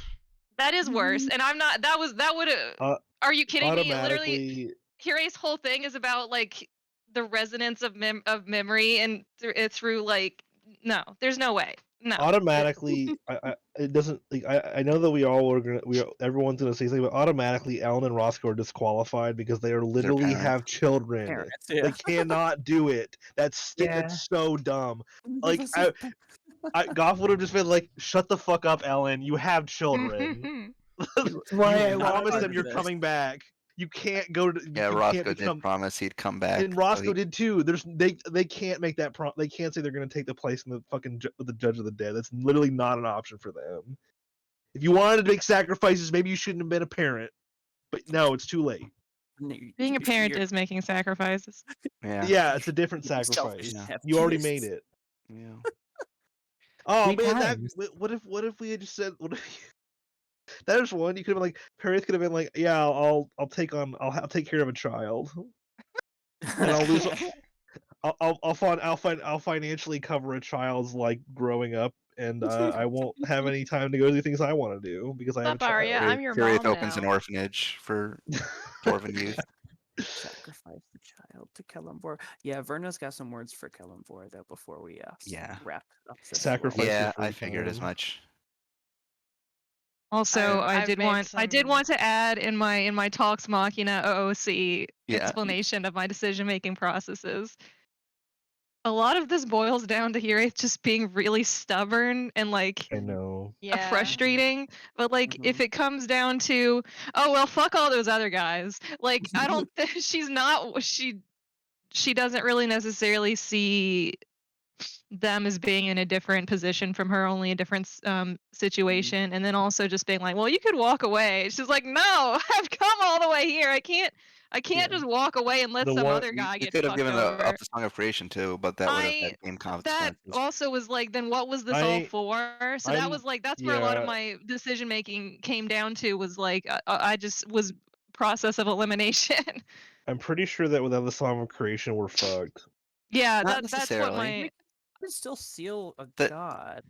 You can still seal the gods. The Song of Creation is more like a what's the word for it? Like a how do you want the story to end kind of thing. You literally get to just write your own ending. Perfect wish spell. I mean, we can always that is we not can how always it's been keep presented to that. us so far. We It's can been always presented as the Elder God sealing key. No, there's That's- two things. If you look at That's this, two. the Avatar Stone, the Awakened Avatar Stones.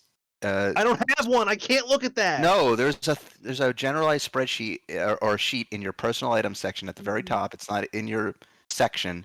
It should be visible to everybody. Called Awakened Avatars. It's just called Awakened Avatar Stones, and it explains two things. You have God Seal, which is the ability to seal away the gods, and then you have the Song of Creation, which basically lets you do anything you want if you have all 7 people singing it. Is the God Seal separate from the Song of Yes. Creation? Yep. Well, I didn't know that. I would have just said get rid of the Song of Creation then.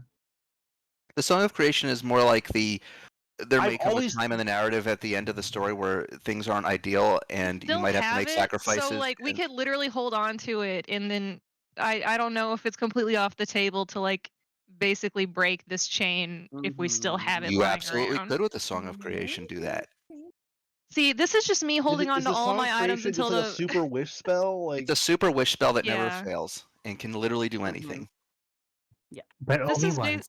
Tom, this Only is once. basically me keeping all of my items until the last boss battle, just to see that I but what if I need need them. it? What if I need it? Also, I was gonna say earlier, if there's one thing that you can absolutely stereotype Wraith for being a dwarf, it's stubbornness. Yes. Yeah. It's fun because I'm also stubborn. I was sitting there like whenever I was being silent for 5 minutes straight. I promise it was just because I was sitting there doing like Arguing math. yourself. I was I like, feel like I you were was like, sitting. I feel like you were sitting there just like this is bullshit. Fuck no, Fel. it was more like No, me that was doing me. like I was doing narrative calculus. I was going through every single arc I could possibly think of, trying to think of like where the arcs are going, what makes most thematic sense, and then a lot of that ended up coming up with answers that were not in character for my character, which was why I was in a lot of pain. I was like, Goff, you know what? This like thematically could make sense for Werner or for Goff, but you know what? Wraith will never do that, so it doesn't matter. Goff is absolutely a character designed from the get go to be a self-sacrificial character who would do literally anything to step in the way of danger for his allies. And as I was trying to like have him convince Haraith that he will do it, I was just thinking I have to go through not only Haraith but also Alex. So there's Yeah. no I don't I would That's have a 2 times the chance. stubbornness. That's like 200% stubbornness right there. You'll never win. Your It's like a Because fucking I am blast also through his very door. stubborn. your Blood of Steel Song powers, by the way, are gonna have a different flavor a little bit. Yeah, Because hold now on. that- I was still reading those documents, but I kept getting it won't affect distracted. this, but I will say this because it'll be explained by Oh. Kellenborg. But since you've released all the souls from the Cauldron, obviously they are not going to come to your aid when you cast those major songs anymore. Yeah. Who instead will come to your aid will be Kellenborg's Reapers. Oh shit. Ooh. Oh, but that's kind of sick though. That's Oh, shit. really dope is the thing. Final Fantasy Endwalker, early access, Reaper job. Oh, I might have to like I change can't a little. believe- I've already changed like a little bit of what I was planning for her avatar form, but that actually gives me a few other thoughts. I can't believe her race is the Reaper. Last change to Reaper. Yeah. Last change from Bard to Reaper. Yeah, and I'm very sorry that I gave you a million words to read because it not only gave you the awakened form, but it also upgraded your Blood of Steel. Yeah, I'm literally not even there yet. I'm reading the avatar song.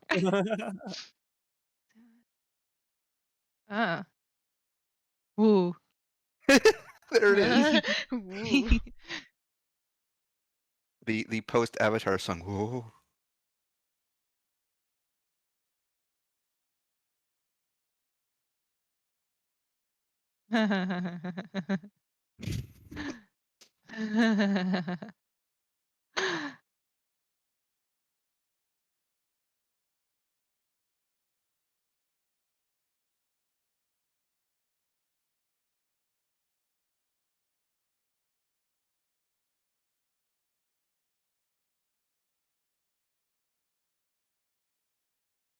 So just so you guys know, in addition to most of the avatar form stuff that is granted, she can sing the avatar song, the Steel Song, in which she recovers half of all of her spell points, all higher level spell slots, and is able to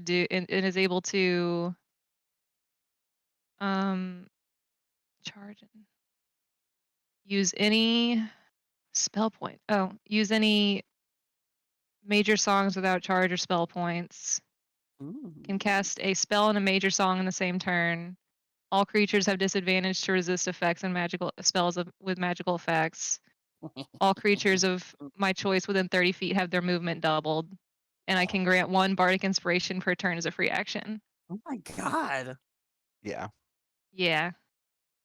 Basically, all of the charge and spell slot costs for the songs are under the song, the avatar song, basically don't exist, and you can just use them and do crazy shit. Rank 3 minor songs. Minor Song of Terror. All enemy creatures of my choice within 10 feet of me suffer a -5 penalty to all saving throws.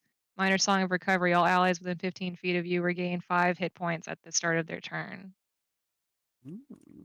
Major. Oh my god. Summoning Bell. Yeah. It's Oh. cost 6 charges though. Oh my god. That's why you need to. I mean, considering how many rounds we have in a combat, that's why you have all those other abilities that let you either like have or like gain a bunch of charges and stuff. You can summon a number of creatures to your bidding that have a cumulative CR equal to twice the level of the spell slot that you use. That's a lot. Oh my god. That's a big. I love whenever so you someone gets their awakened avatar paper and they're reading it. And it's always just like trait number 1, potion of kill god, and trait number 2,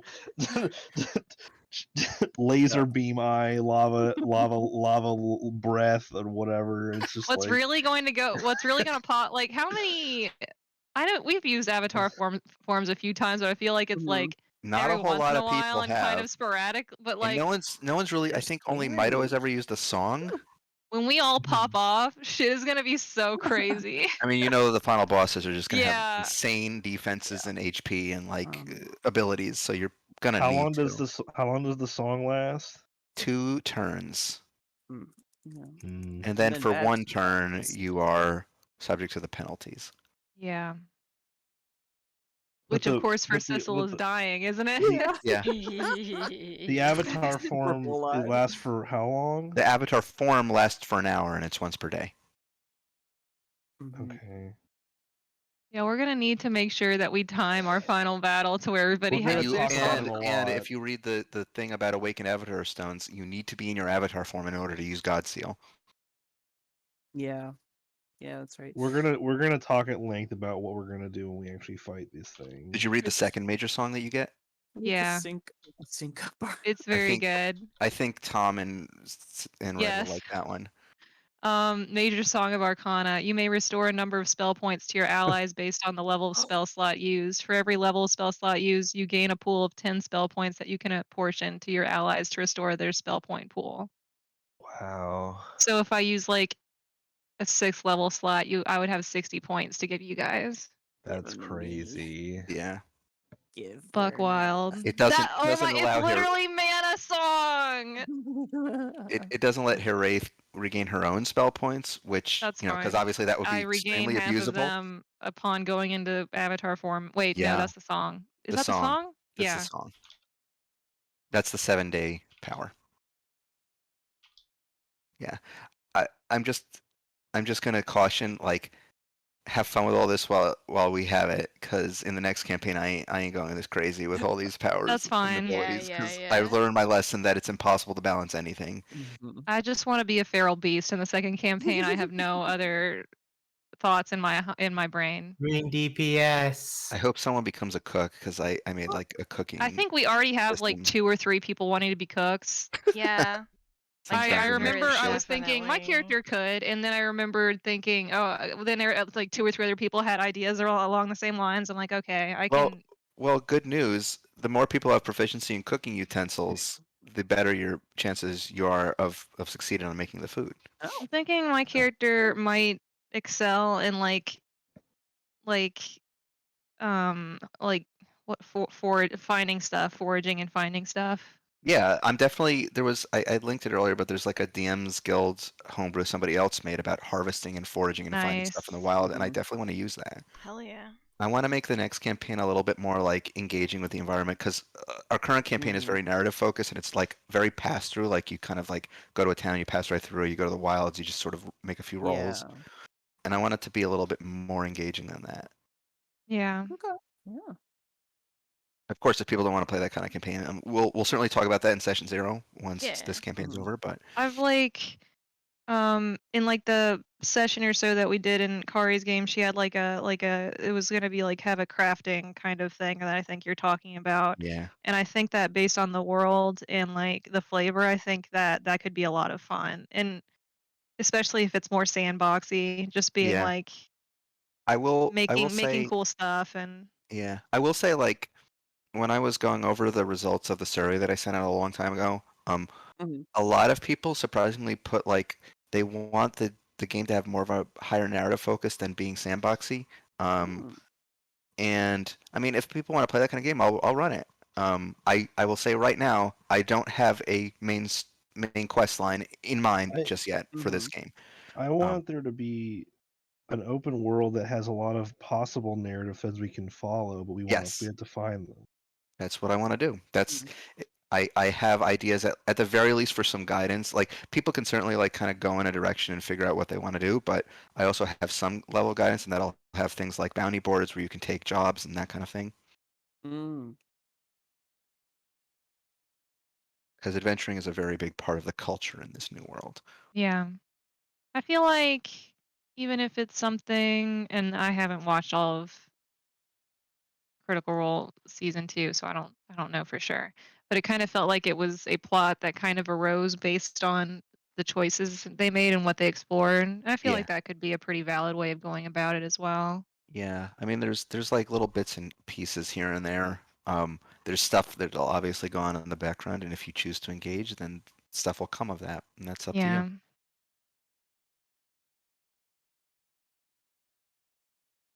The game that I picked up, Wander Home, is I mean it's like kind of like it's like cute animals and stuff.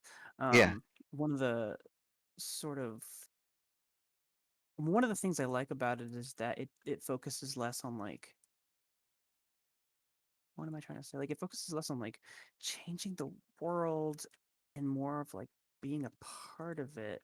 So you can like go into a town and like there might be some evil lord doing whatever, but your job isn't really to like stop him. It's more to like I don't know, help somebody catch a fish or help somebody fix That's their cute. roof. And um I like that sort of perspective, I guess. Yeah, So I I feel think like that's really this next one is neat. something you could definitely like do that with. I definitely want to. So again, and this is probably what a lot of what I want to talk about at the session zero, because I was going over those survey results, and there were a lot of people who were like, "Yeah, I would like an epic fantasy game again," and I'm just like, okay. I mean, if you want to, but like our current game is epic fantasy, like high stakes, fate of nations, fate of the world kind of stuff, Mhm. and I mean, I'm also equally happy to run a low stakes, like we're adventurers. We go out into the world. Maybe we solve some problems for people and make their lives better. But or go after our personal plot lines. But we're not necessarily here to like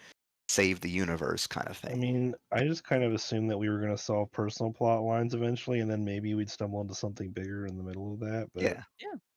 yeah. I just That's kind of kind assumed of it a was going to plan. be like we'd do some shit, and then not like eventually we would come across like a tie to someone's like whole deal, and then we'd like pursue that, and then we just kind Yeah, of chain together. yeah. I mean, that's I think the idea I had in mind. I didn't want it to be like this game again. Like I've enjoyed this game immensely, but I don't want it to be like you are the chosen ones and you must be the Yeah, ones to Mhm. save the world from elder it gods and was. like It's like really fun, but maybe The not problem, to do consecutively. the yeah. problem with being the chosen ones is that you just like don't get any free time, and Yeah, that's exactly. like everything's on a fucking timetable or a schedule, and everyone knows I'm bad at time Mhm. management. And So I think it's just we need to take a break from um world-ending urgency. Yeah, I definitely want to do that because, like, again, this was the first campaign of anything I've ever. I mean, I ran a vampire campaign a long, long time ago. This is the first D&D campaign I ever ran, and I will Mhm. confess, a lot of it was very narrative focused, probably in some respects on rails, and that's my fault, and I will do better. Um, It's hard to Mhm.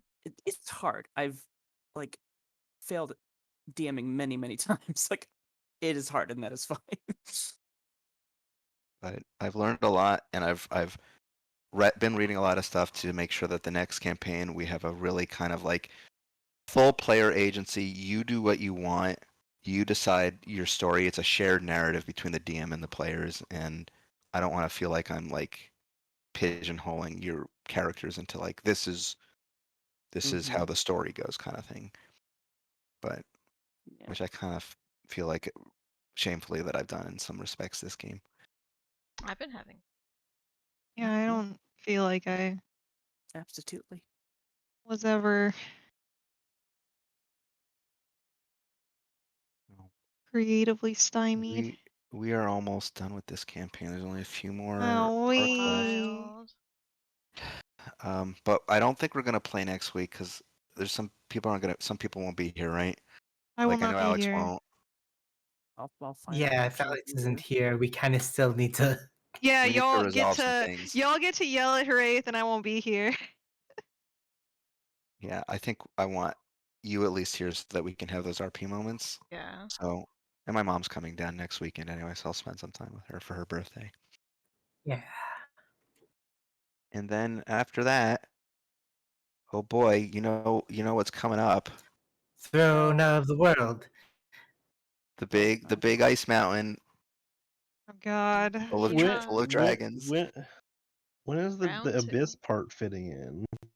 You can decide when to do that whenever, but I figured before you did that, you probably wanted to resolve Goff stuff, Yeah. Okay. which is going to include saving Liza. So I figured you probably want to have your awakened Avatar Stone before you go and deal with the Yeah. Abyss. That would be a good idea. That would We be a also good have to get idea. 7.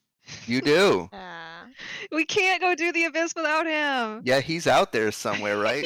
Last time. He's out there. He's Oh, out there. oh Lord, what is happening to him? But watch I out. know. I'll never tell. Mm, Do delicious. you wanna hop over? Yeah, let's God. do a Yeah. little hop. By the Thank- way, Now that hey, I've stopped crying. yeah, I I was completely. crying too. I was sniffling. Basically, Yeah. like ever since the resolution of the combat, I was crying basically the whole time. Mhm. So like, Yeah, well, in Reddit, my DMs, like we're like, everyone's going through the 7 stages of grief, and we're here in our cage. He's just screaming into a hole. Literally. What were you gonna say, Patty? oh, I guess I was gonna ask how and everybody ended up dying, but So Oh yeah. so what happened was, and I'm gonna pull back the curtain a little bit so you all understand everything that went on. Um, sounds like a lot. yeah. So I know it's been like 2 weeks since you've been here, but basically, um, Sorry. no, it's fine. The group got to the Graven Hollow, which was the last leg of the journey right before the Cauldron. Mhm. And the Graven Hollow was basically this big valley guarded by a Cerberus, and on either side of the valley were these tombs to these ancient Lich Lords, and each of the tombs had a Lich Lord and a bunch of their followers in it. Those little bastards. And the group decided, we could take the left side of the valley, the right side of the valley. Let's not mess with the Cerberus. So they go to the right side of the valley, which is the first tomb was dominated by a Lich Lord named Clixix the Puppet Master, and she made flesh constructs. And then the tomb beyond that was this one run by Shordum the General, who was since deceased, and his revenants were running wild in there apparently. They get to Clixix's tomb, and first of all, the thing is, like, they decide to sneak through. There would have been a chance to parlay with her, but because you decided to sneak through, she immediately decided to treat you as intruders and deal with you. Oops. At Oops. what point would we have parlayed? You had one of you had the idea. Let's I go up did, to those flesh golems and talk to them, and then instead That you was said, my "Well, idea. She isn't the flesh golems. She's a different. I know, but the flesh golems are her guards," and they would have been like, "Who goes there?" And then you would have been like, "Can we come through?" And they're like, "We have to bring you to the master." And then she would have had a deal for you to help you get through. Her deal would have been to kill the revenants, but That would have ended up being very difficult. or at least their leader. Just about In any event, they go inside this tomb. They're treated as intruders. Clixix, the puppet master herself, is this lich lord that basically has no corporeal form. She is made up of like fine hair and spider silk, and she can manifest out of it at a moment's notice throughout her entire temple. Her entire temple is also covered in a massive field that prevents any spell of level 5th level or lower from being cast, and unless you're in your avatar form. And on top of that, she has the ability to turn on selectively in various regions an anti-magic field. So it's basically a death trap. Plus the fact that there were a lot of locked doors with extremely high DCs and traps on those doors that basically were insta kills if you failed.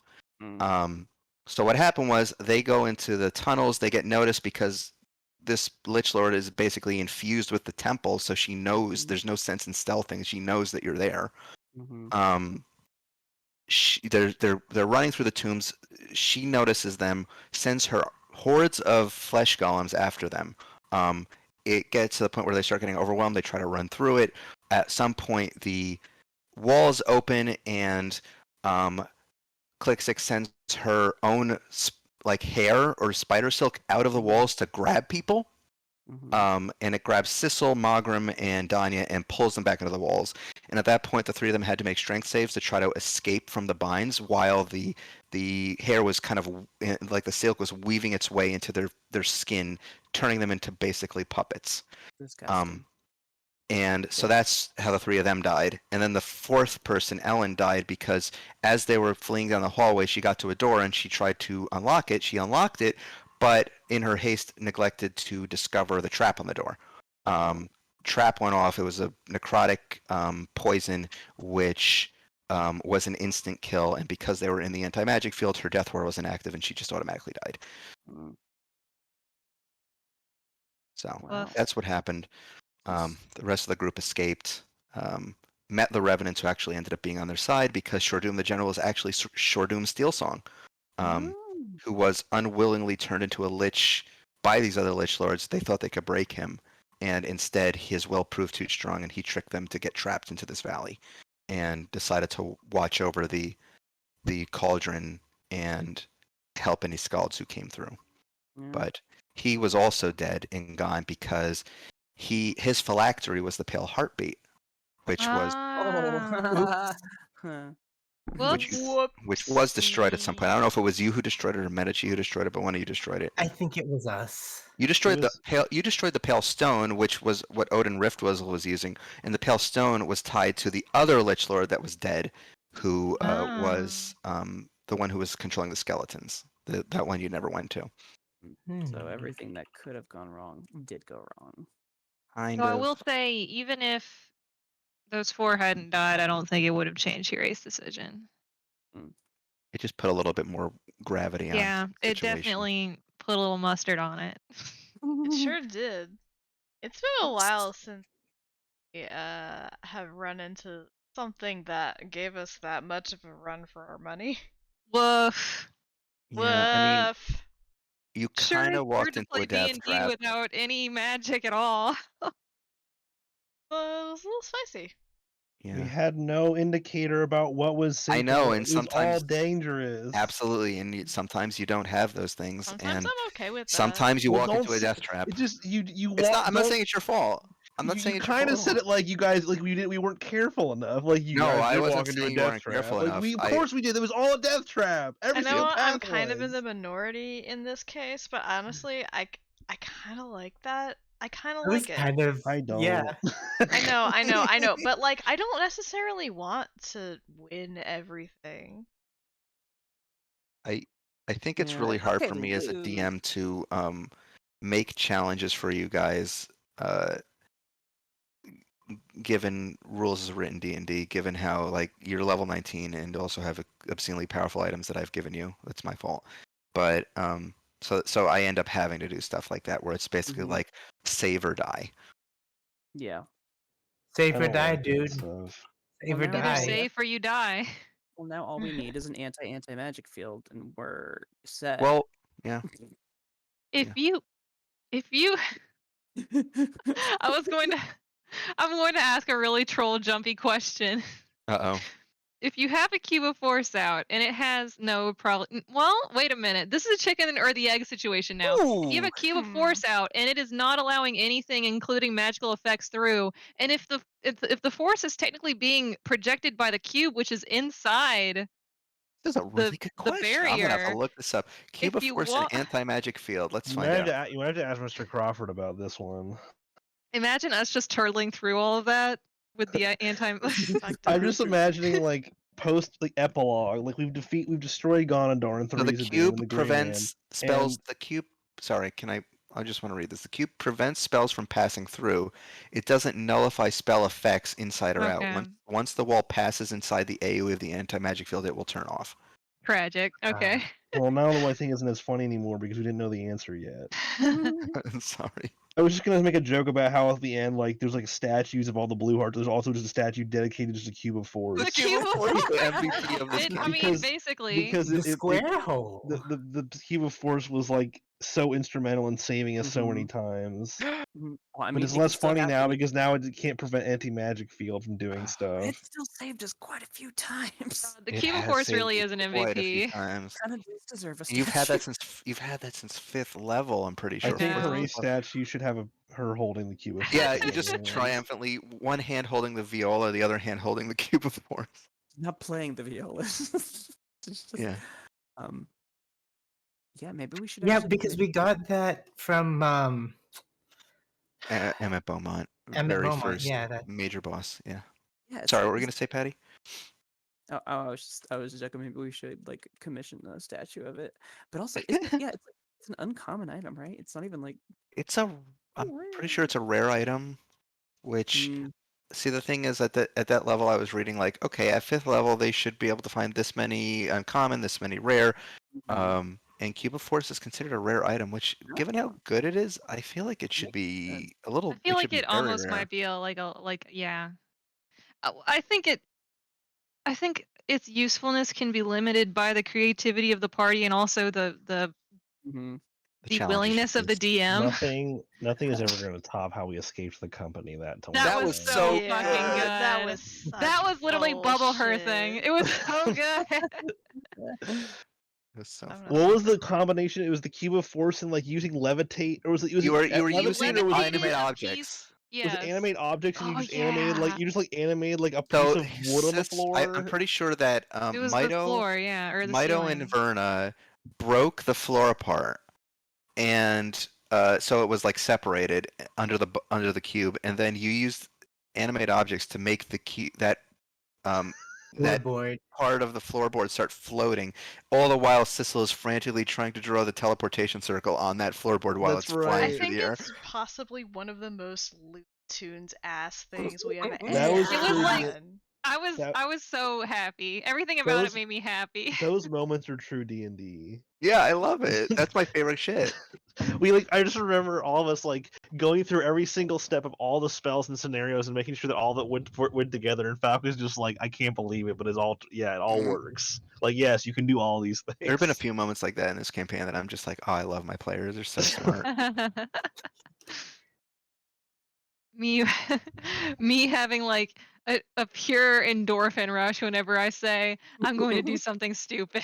Yeah. I love it. I love it. It's great. I'm gonna stop recording for the time being. I'm Okay. gonna try and I have been like uploading all of these to the playlist, by the way. I'm only like maybe like two